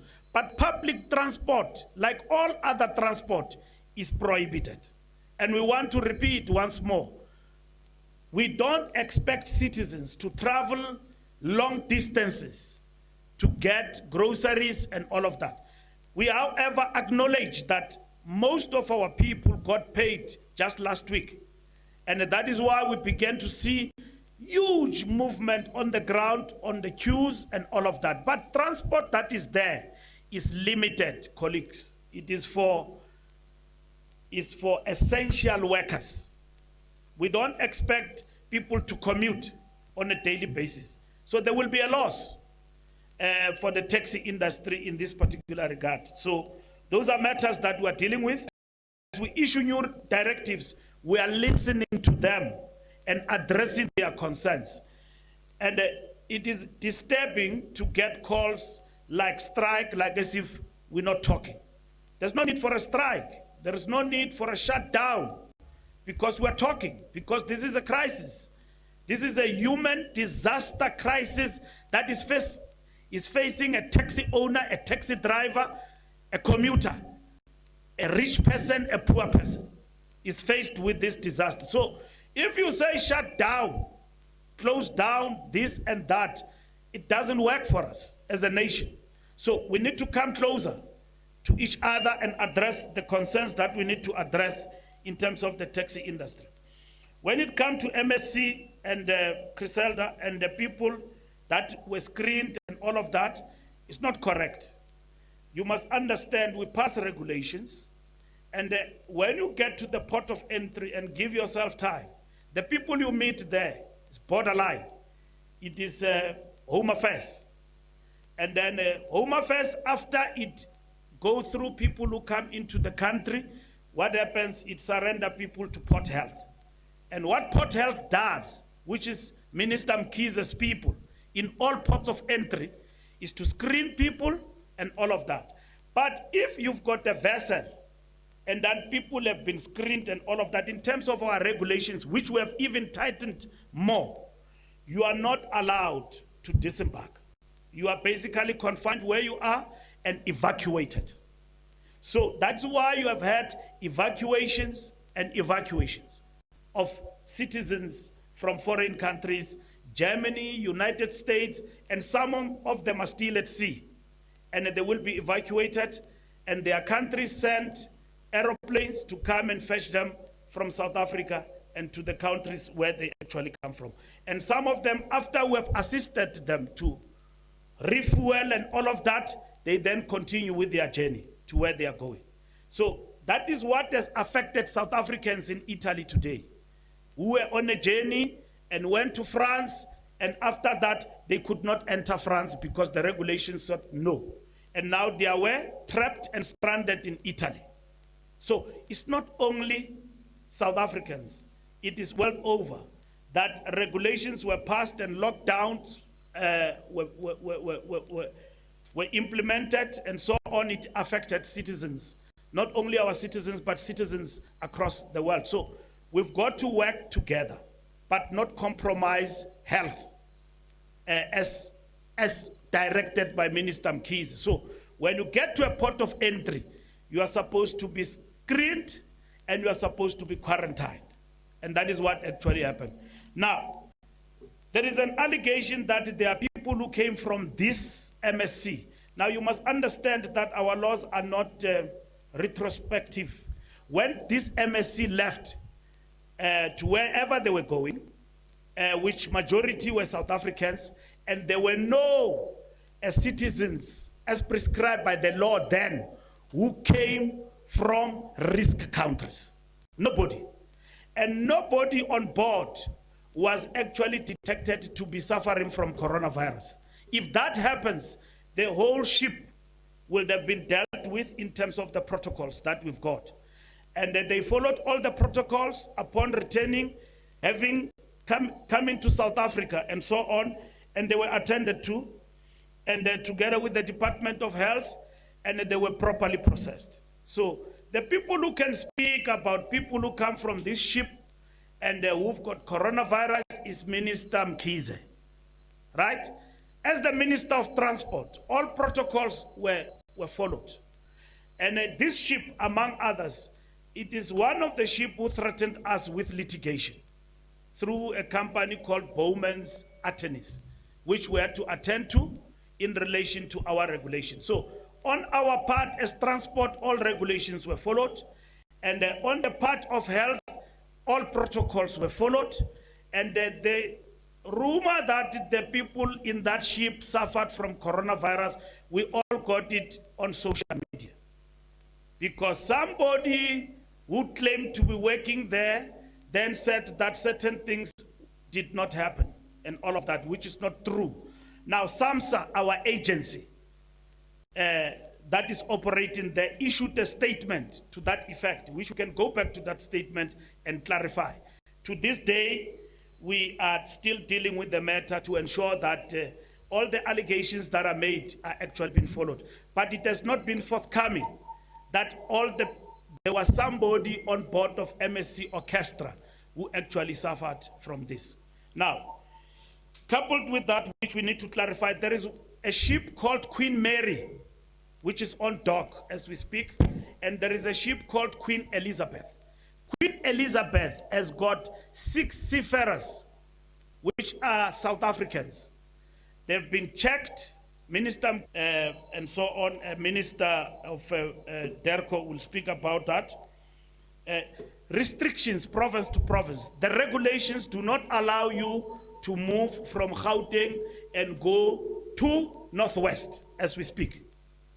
Once you get into your small car or a big car and you think that you can drive through and go to Free State, you'll meet law enforcement on the road and you'll be returned. They've got to be permit for that. Now, I know there's been a concern all over the place about if my family or somebody in my family passed away, what happens in terms of travel? That has been catered for. People must produce permit because the regulations, you'll have to provide permit in terms of your travel. But there is one problem because somebody went to court in Mpumalanga and tried to challenge the regulations because their father or family passed away and went to Mpumalanga High Court because they wanted to travel somewhere in the Eastern Cape, if I'm not mistaken. And the High Court dismissed that case in favor of government to say that you don't have to travel. Now it is law that you can't travel to any other province and so on. However, permit will be sought and can be provided if you can produce that you are traveling to your family's funeral and all of that, that you can actually be allowed to have free passage to go, as long as you can provide the details in relation to that. With regard to Germans, is it true that they'll be flown by SAA? Yes, they will be flown by SAA cost, German government, not SAA. Well, what SAA does is to repatriate those citizens from here and fly them to Germany. We don't expect SAA to come back with a flight full of Germans to South Africa. If they do that, they will be in contravention of the regulations. They must come back with an airline empty, or if ever they come back with anyone, it should be a South African, like we have stipulated. If they go to Germany and there are South Africans who want to come back, they are allowed to come back on that airline. So those are the only people we cater for. And South Africans, when they arrive here, they will be quarantined, mandatory, quarantined. That is strict. There is no free movement all over the skies. So that has been prohibited and it is prohibited. So if you decide as a German government to pay SAA to repatriate your citizens, that will be done. Okay? Just like all other countries. They come into South Africa to repatriate their citizens to the UK, that it will be done. If there are South Africans in Maldives who are trapped there and who have been contacted, we know that they've got the capacity to come back home, and then and so on, they will be allowed to come back home. We've got the new directives, we have signed them last night, they will be allowed. South Africans in Qatar who want to come back home, Qatar Airways want to bring them home, that will be allowed. But we will not allow anyone who comes from anywhere else in the world to use that space to come to South Africa. They will be prohibited, like it has happened with Air China and all other airlines. So with the lockdown, no airlines are flying all over. They've been grounded, and they've complied with our regulations. That is that, and then carte blanche, South Africans in Rome, I've explained to you. We will deal with that in the context of these new directives, because that ship was ready to get them, an airline to bring them to South Africa. We'll process them according to the new directives, but also in terms of the health protocol. So you're not just gonna land at OR Tambo, you are South Africans, you go straight home. It's not possible. You will be quarantined for a period of time to be checked, and then afterwards, all the protocols will be followed. So the directives stand, and with the proviso that we've got to cater for South Africans who are stranded, but also we've got to respond to evacuating citizens from other countries. So siyabadedela abagoduke. Enkosi.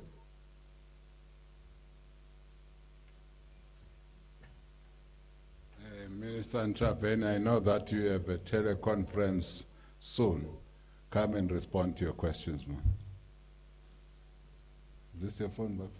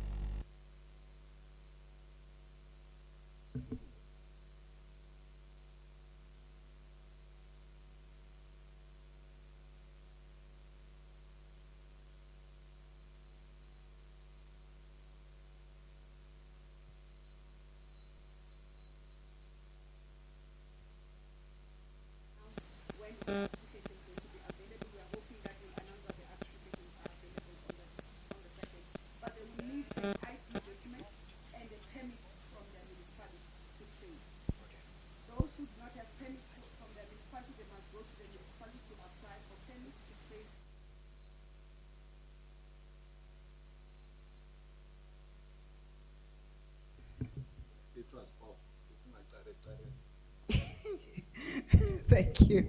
It doesn't realize. We're saying, maybe it's good that it happened that way. We've got two processes. For South African spaza shops who want to access the support scheme, they must have identification, South African valid identification, and they must also have permits from their municipalities to trade. If they don't have permits, they must go and apply for permits in their municipalities, as I've indicated earlier. Then the related issue, which because I'm leaving, though it's not asked, I want to address, is the issue of permitting. Permitting for spaza shops in South Africa is not based on the nationality of the holder.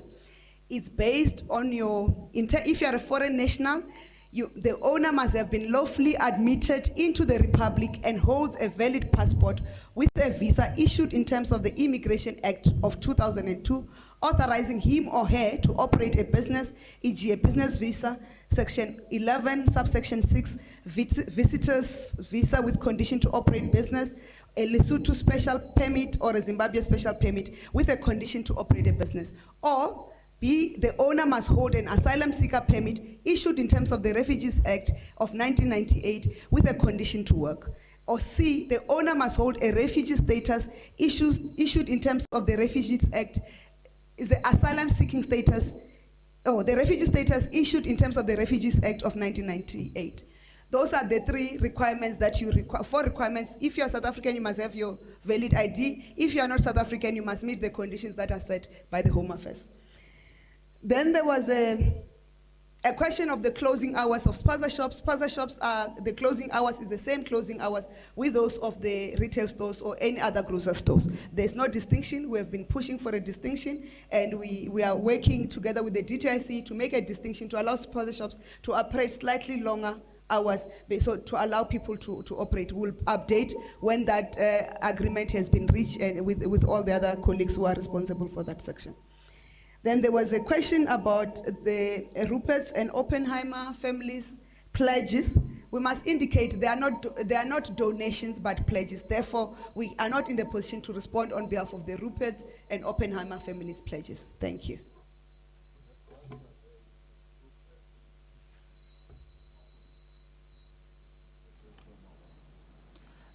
Thank you, Minister. It's just one question for the Minister of Small Business.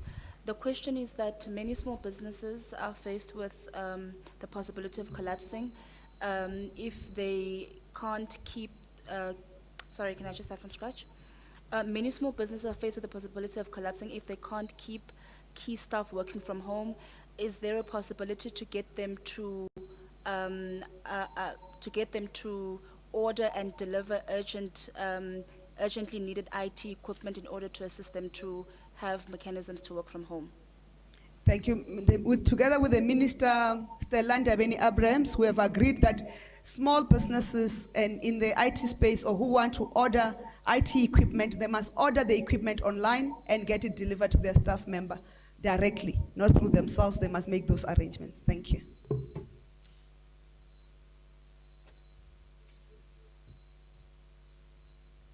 I don't know whether, Babunges, whether you are part of the teleconference economic as well. If you are, come and answer your questions.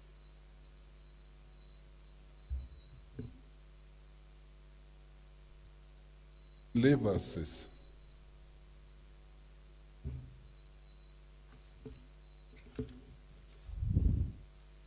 Thanks, Minister Mtembu.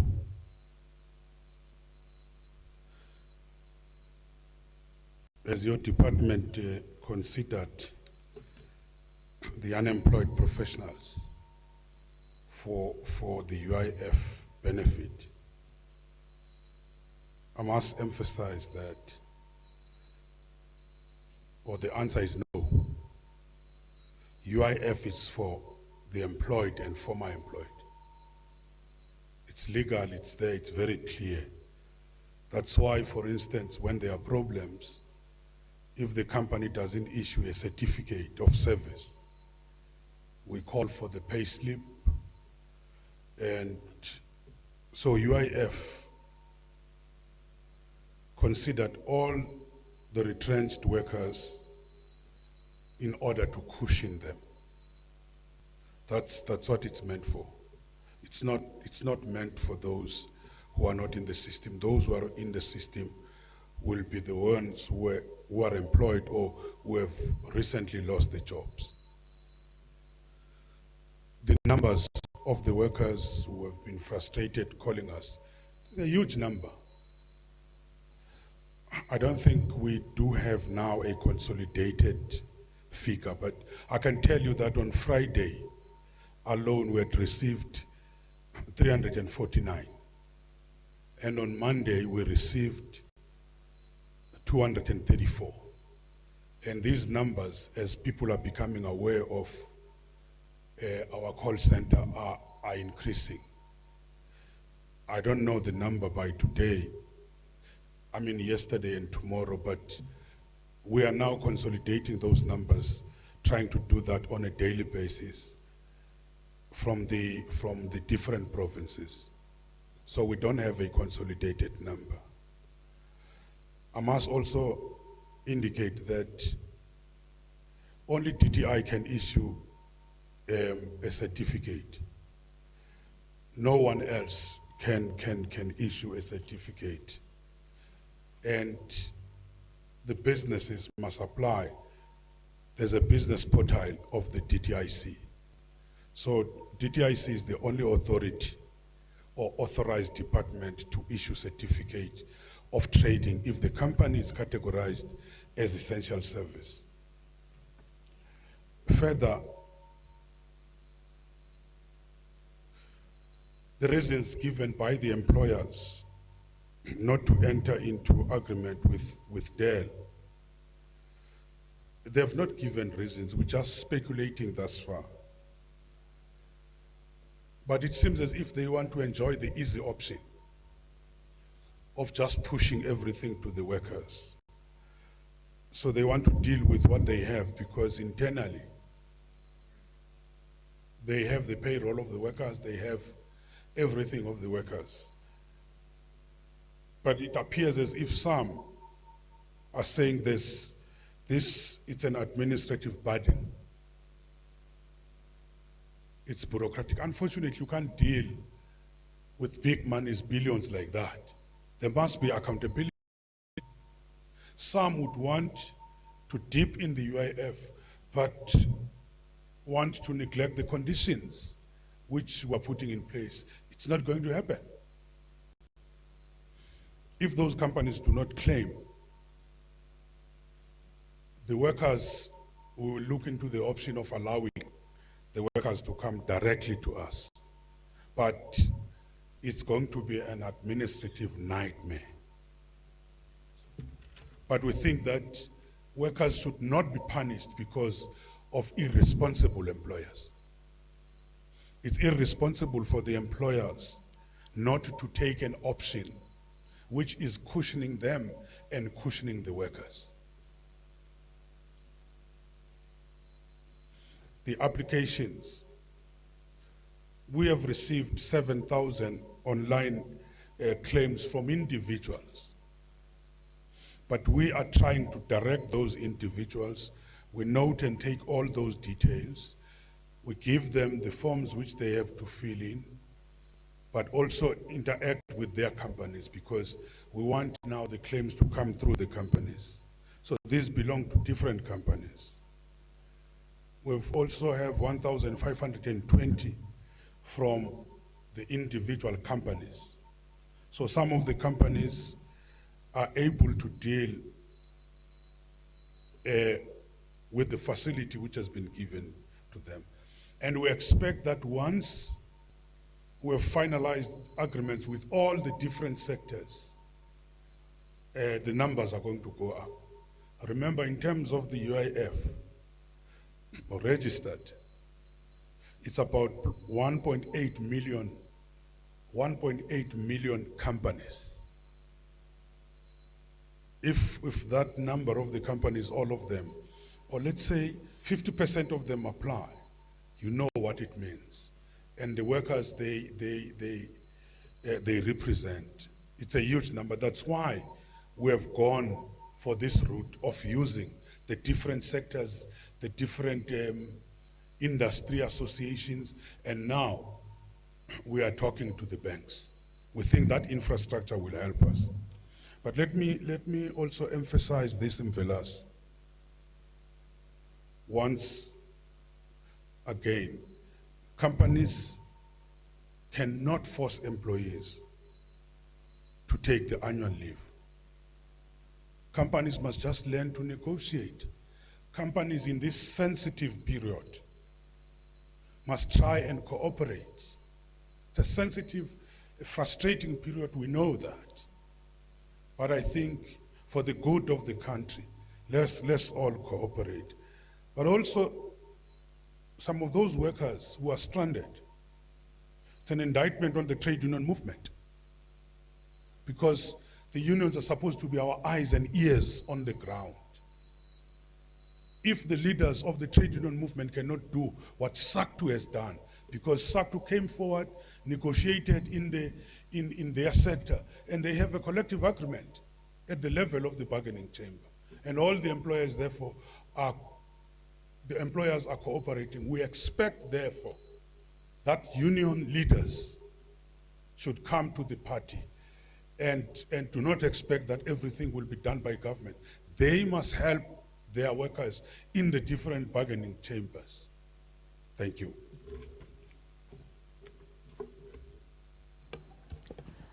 Thank you, Minister.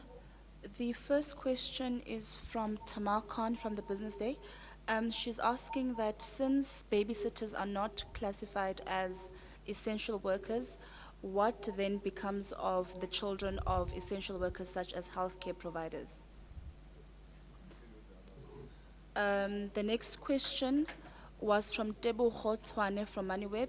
He's asking how many companies have fraudulently received certificates as essential workers. May the minister please provide an indication of what sectors they are in and what services they provide.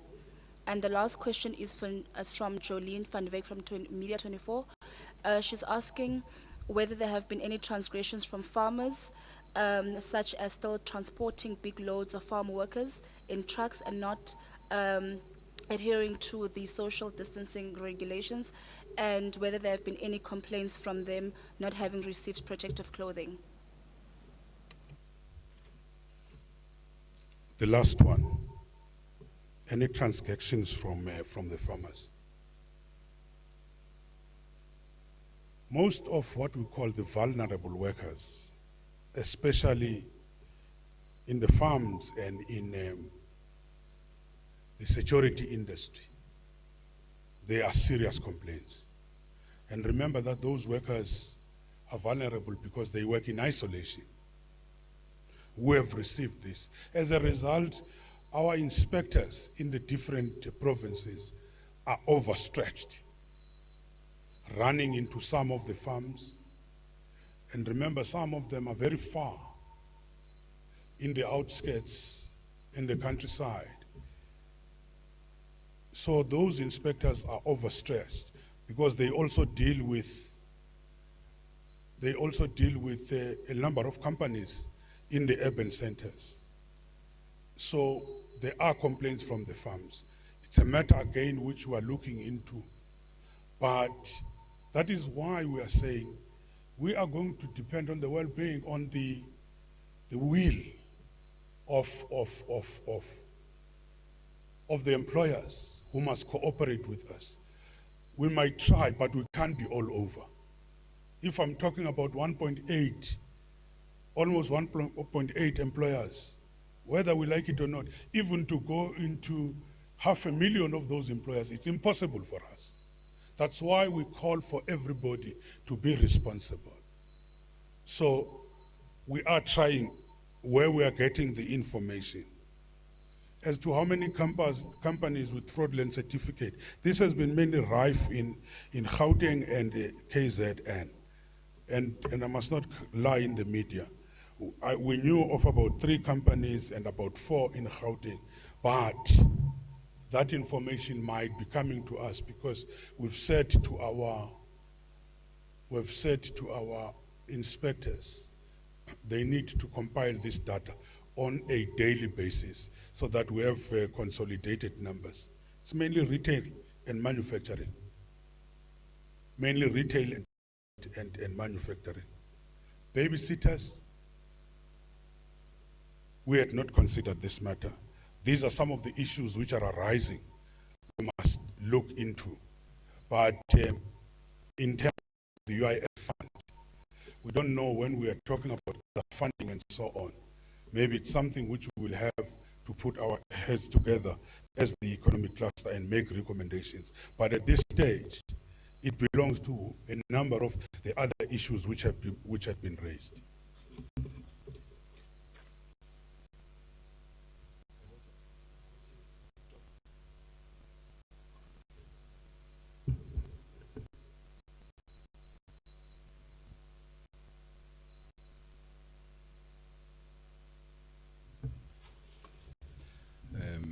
Minister Pando, to reply to your questions directed to you. Thank you. You can even speak from there.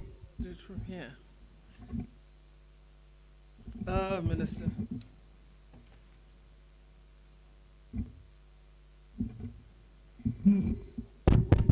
Does it work? Okay. Is it all right from here? Thank you very much.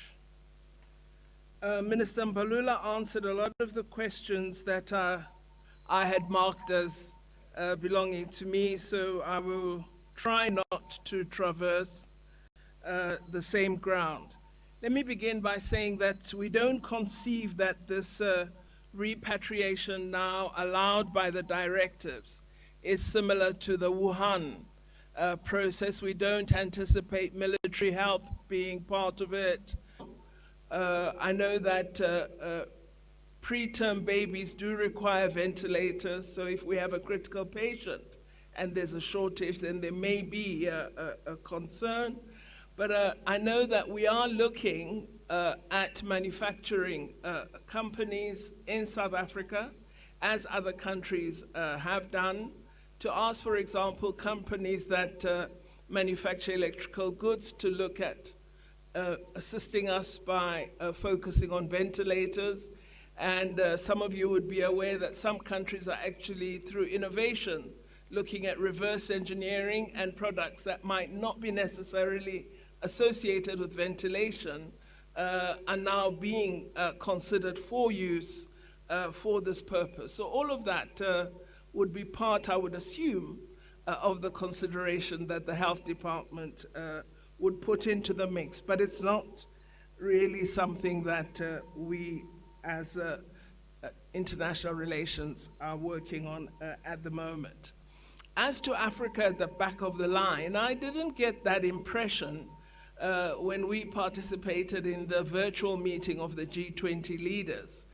I got a sense that there's an awareness that developing countries, and in particular the least developed countries, will have to be given assistance urgently, because you don't want the pandemic to increase. Because what is very clear, as we've been arguing for a long time with respect to Ebola, you might recall, is diseases are global. People may think they are local or national, but they are global in effect, global in impact. And if we don't assist each other, and that's been, I think, statement number one from the Director General of the World Health Organization, if we do not collaborate, this problem becomes bigger for all of us. And so I don't think we should marginalize by any means Africa, because we should ensure that we really curb the spread and that we pause this disease. I think even in terms of science and the emerging collaboration we're seeing among scientists, we want this to be a global initiative. We're very pleased that several of the G20 countries have already made commitments to assist the CDC in Addis Ababa, the African Center for Disease Control. We have made our own commitment as South Africa toward that initiative, because we have to empower ourselves to be part of international research and innovation initiatives. So I would really argue against a notion of Africa being at the back. We'll be doing so to the detriment of humanity. On offers of help, we have had offers already from Germany. There's a significant commitment already, as well as from China, where it's not just the government of the People's Republic, it is also companies that operate or have operations in South Africa and other parts of the continent. But we are marshalling our own Africa Emergency Fund, as announced by the Bureau of the African Union, which is chaired by President Ramaphosa. And we, as Bureau members, have made commitments, and we anticipate all the African countries will place some resources into that pool so that it grows into a bigger pool that allows Africa, through the African Union, to provide assistance to countries that may need help on the continent. Mr. Cho of NHK, I really wish to apologize for what you say you've experienced in our country. It is embarrassing and it is most regrettable. We have to unlearn this behavior of stereotyping and doing so in a manner that reflects xenophobic attitudes. I think we should not be using the kind of labeling that you referred to, and we need to have public education on this. We've begun to talk much more about stigmatizing around COVID-19, because we're seeing some of that happen. I experienced it myself because Mail and Guardian Online had a false story that I had COVID-19, and I noticed my officials jumping every time they saw me. So I think we've got to teach each other about stopping the stigmatization when we face a problem, a disease of any kind. What we should do is all support each other in terms of the protections that are announced by the state to ensure that all of us exercise due care, that we follow the measures of hygiene that have been announced, and that wherever we are, we observe the strictures that government has spoken to. And this is the public education and public message we should put out there. We will only resolve the challenge of COVID-19 by cooperating and collaborating with each other. And I hope that South Africa, which is a country that upholds non-racialism, non-sexism, and equality, will be a country that reflects the best values in the world, and we won't have a repetition of the experience, Mr. Shao, that you said you had. With respect to the passengers in quarantine in Rome, Minister Mbalula spoke to that, but let me just add by saying, really, when you are safe and being cared for, it is better to remain in a safe condition. Because movement, and we're trying to reduce movement, movement adds to the potential for infection of yourself or for you if you are affected, you infecting others. So when you are in quarantine, please respect the rules that are in place, because your safety assures the safety of others. Thank you very much, Minister Mtembu. Thank you, Minister. You really have represented all of us as you were answering the question by the colleague from Japan. Colleagues, I know that there is a few questions. We have a question online. Yes. Minister Mtembu, we've got Vuyombok again from ENCA. Vuyombok, are you the only person who used this platform?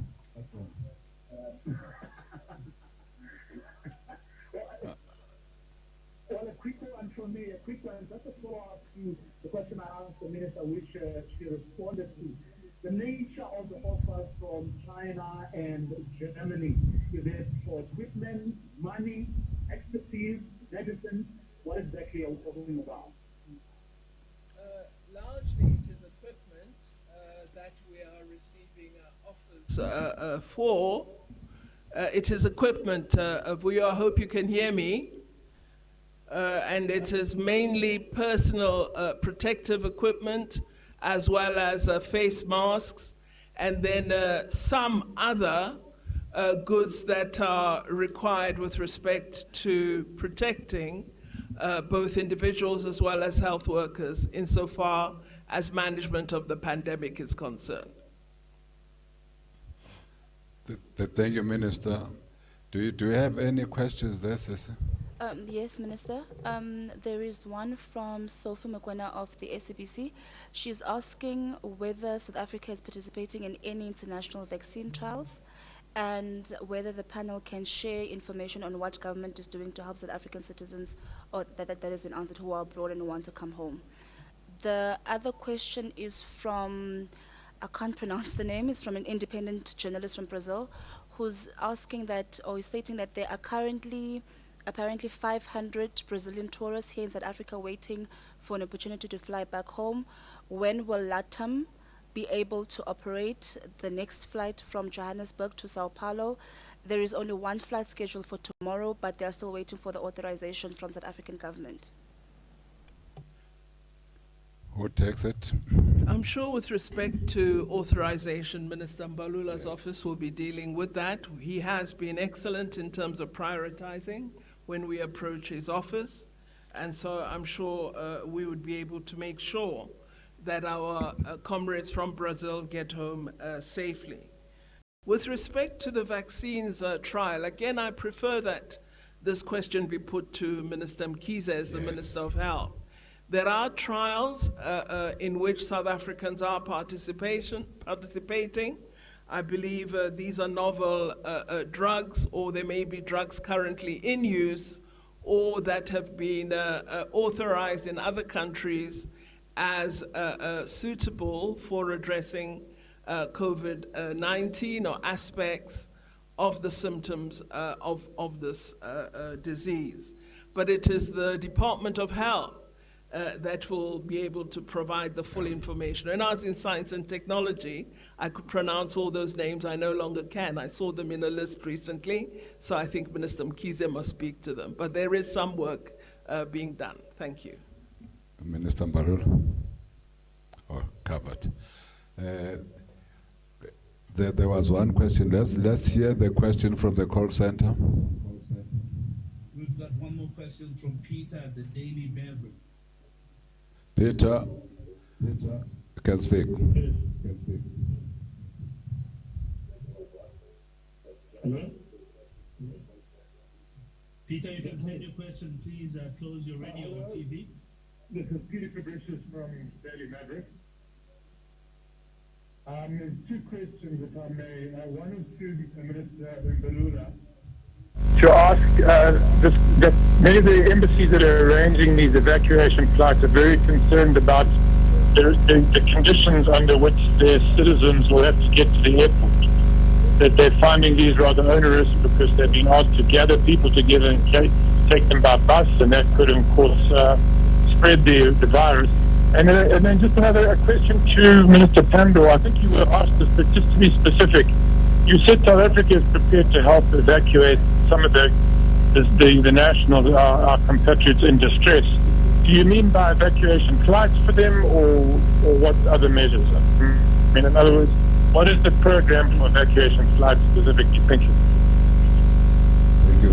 Before we answer these questions, let's take round now here so that we can also go home. Take that gentleman there, up there, and the gentleman. So there are only two hands. Thank you very much for your all. Okay, there is a third hand, no problem. We have got three questions. Let's take it. Thank you so much. Francis Chapter from Progressive Independent News Agency again. My question goes to, actually it's a clarity from Minister Mbalula. Very well now. You said that taxis will only ferry essential workers, not the public. And this, I find it to be in contradiction with your answer when I asked this question about those citizens staying in remote areas and might be wanting to go buy essentials far away from where they're staying, when you answered that they will be accommodated in these minibus taxis. Can you please clear that? The next colleague. It's again Nazir Nur Mohammed from Globe TV. I just want to know if government took a decision or reconsidered the sale of cigarettes to the public. You want cigarettes? Okay. Next. Thank you. It's CD again from News 24. Just two very quick ones. Minister Mbalula, I think we spoke over the weekend about the issue around the UK. People were stranded here, the citizens were stranded here, and there was an issue around whether or not the crews can disembark. And I see that SAA is assisting Germany. Has a deal been reached? Has a solution been reached for the UK citizens? How are they going back home? Because they were stuck over the issue of whether the crew can disembark or not. And then quickly, Minister Naledi Pandor, you know, there's a lot of talk about how Africa is working together. With regards to tracing cases in South Africa, obviously some people over the weeks have moved either in and out of the continent as well. Are there conversations, are there plans in assisting each other in terms of tracking whether or not people who might have been infected in Joburg are now maybe in Eswatini, along those lines? What are the conversations and plans around that? Thank you. Those are the last questions, colleagues, and thank you very much. I now hand over to my colleagues.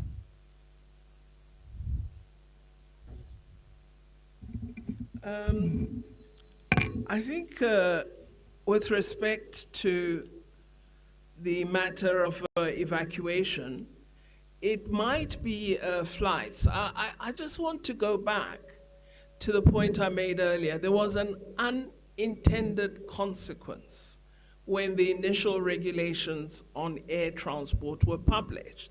Persons who had been booked or were about to travel, all airlines stopped their flights from taking off. So there are persons overseas who have tickets, who can or should be accommodated on a commercial airline, which will now have to seek permission and through a passenger manifest assure us that the persons who are on board are South Africans returning from that specific country. That is the process that we are referring to. So the evacuation, if any, will be of persons who are entirely stranded, who do not have the means. For example, a student who had perhaps gone for a short-term course or a one-year course or part-time work and now finds themselves without means. The company that had hired them has closed down. They're totally without any form of support. That kind of person, should there be an international flight or indeed a South African Airways one that is able to bring them back home, we should provide support for them to return home. If they are in need of accommodation, as some indicate they are, within our limited means, we will try to assist in very difficult circumstances. But we're not saying that the government has the means to assume all responsibility. We don't.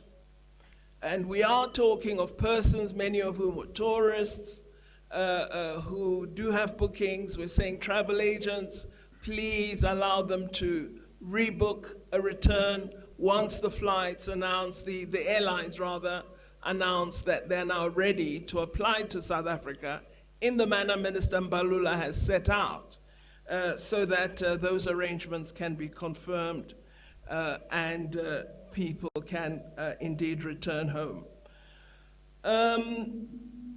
On the UK citizens, we have sent out a note verbal to all the missions located in South Africa. As I said, we're going to publish a set of standard operating procedures. One of the ways, in order to assure that we don't create an untenable situation, one of the requirements is the embassy should indicate, we want your assistance in repatriating our nationals from South Africa.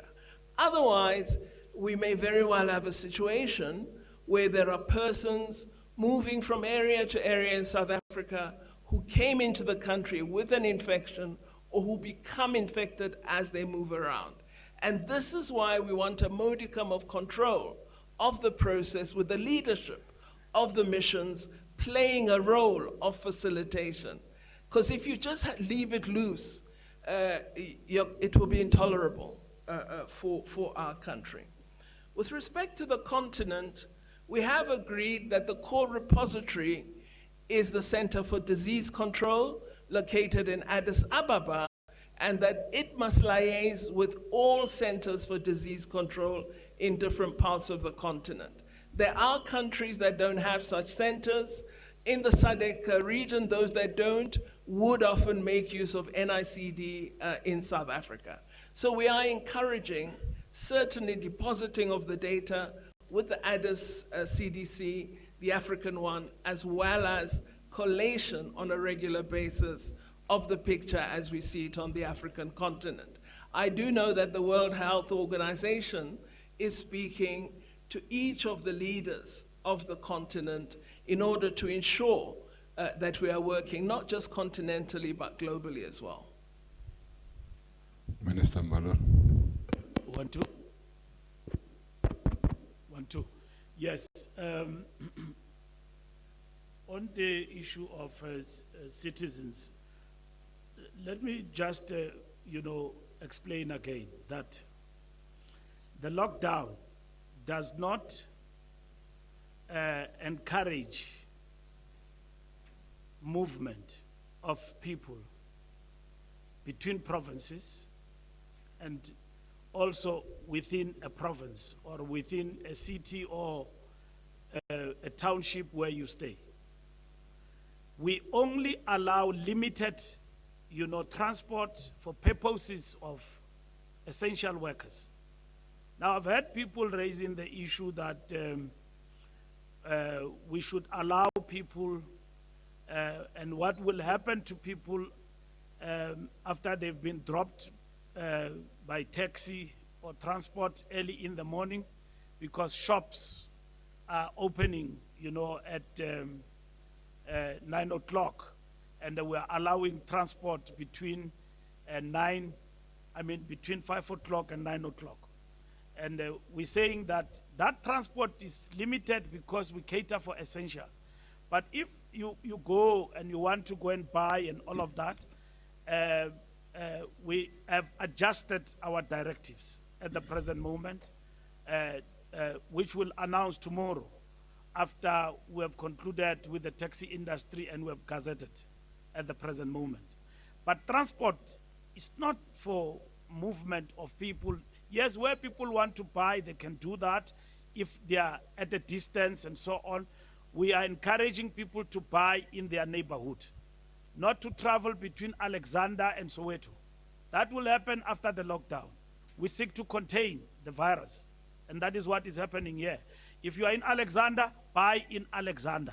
If you are in Soweto, buy in Soweto. If you are in Zingi, buy in Zingi. Where is Zingi? If you are in if you are in Butabelo, buy in Butabelo, And that is what, because in every section in Butabelo or in Mamelodi, there is a shop there is a spaza shop where you can buy food and so on. We don't encourage, and it's not going to be possible where you can travel, you want to buy clothes and so on. In this period, that is not possible. The only thing you can access is food, and food supply is galore. And that is why you've got,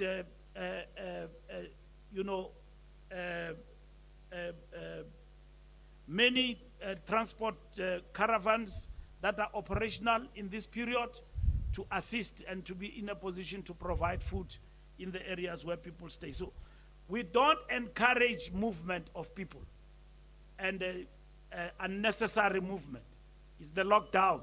So you stay where you are, and then you don't commute. Where commuting is allowed in the morning, you can go. We will announce new directives tomorrow in terms of public transport and how we are going to cater for citizens. With regard to UK citizens and how are they going to travel and so on, that will be catered for in terms of the new regulations and the directives to enable UK citizens to travel to back home, but not allowing UK citizens coming into South Africa. So that is prohibited. Now, governments have been approaching South Africa through DERCO, and DERCO through the protocols, which will confuse you. Note verbal, indon land. And then I must explain to you what is NOTAM. Now, NOTAM is a notice that we give to all allies to say that from this date, don't come to us. And then note verbal is what Minister of DERCO will have to deal with in terms of protocols for the citizens of that country in South Africa. There are also protocols that are followed here in the Republic. What you must understand is that we are ready to evacuate. That is in terms of the new directives. We are ready to evacuate citizens from wherever in the country and to go back to their own countries. The same as ourselves. We will be assisted to get our citizens who are stranded in other countries to come back home. So that is what we are ready to do now. We have issued new directives, but that does not allow free movement again of airlines over and again coming in and out of South Africa. It's only for that purpose, that you've got your citizens here, and therefore we will be ready to release them to come back to South Africa. So those are the things that we are processing that will be done by our operatives on the ground, and they will actually be implemented. So UK citizens in South Africa, we are happy to get them and assist them to go back to UK. And that is what we'll be doing going forward, and with all other citizens from all other countries who have made requests to South Africa that please, we are ready to evacuate our citizens back to our different countries. Thank you, Minister.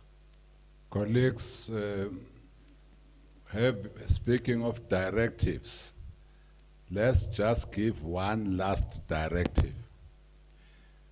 All our press briefings from now onwards will be, what is the terminology?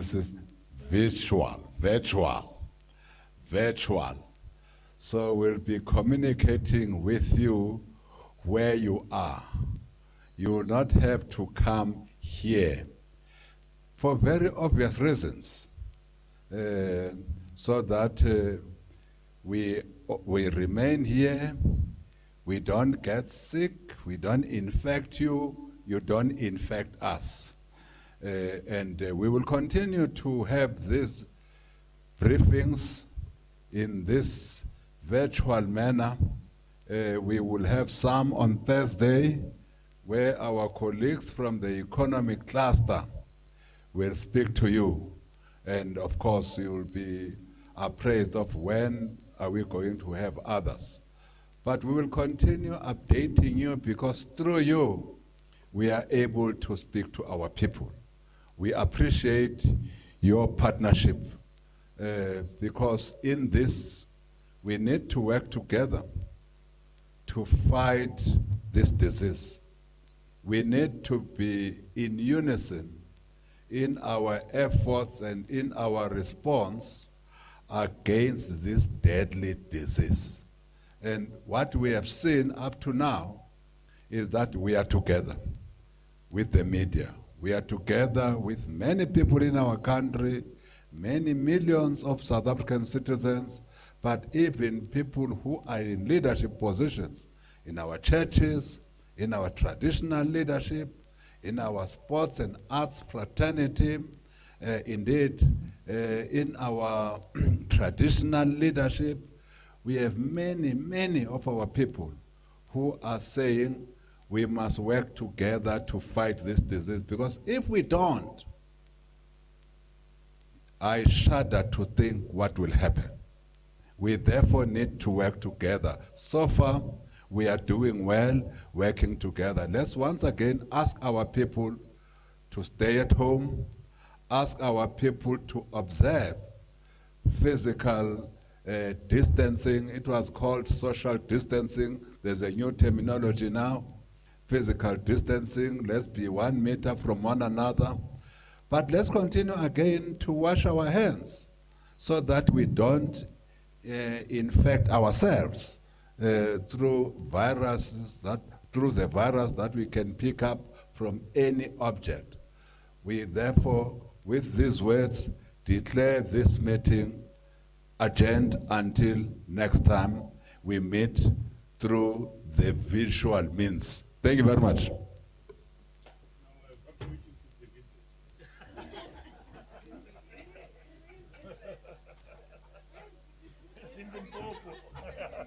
Where is this place of It's in yours? Limpopo. There's a place called Zikiziki. Yeah, Zikiziki, yeah. Yeah, it's in Limpopo. Thank you, bro. Okay.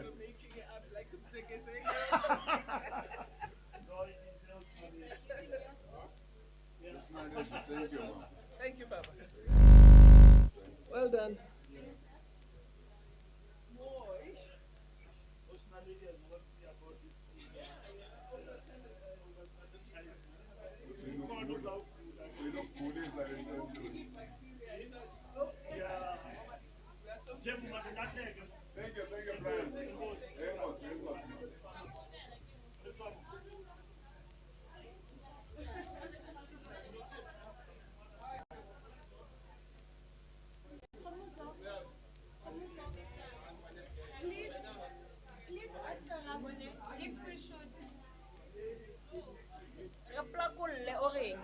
Because don't forget, this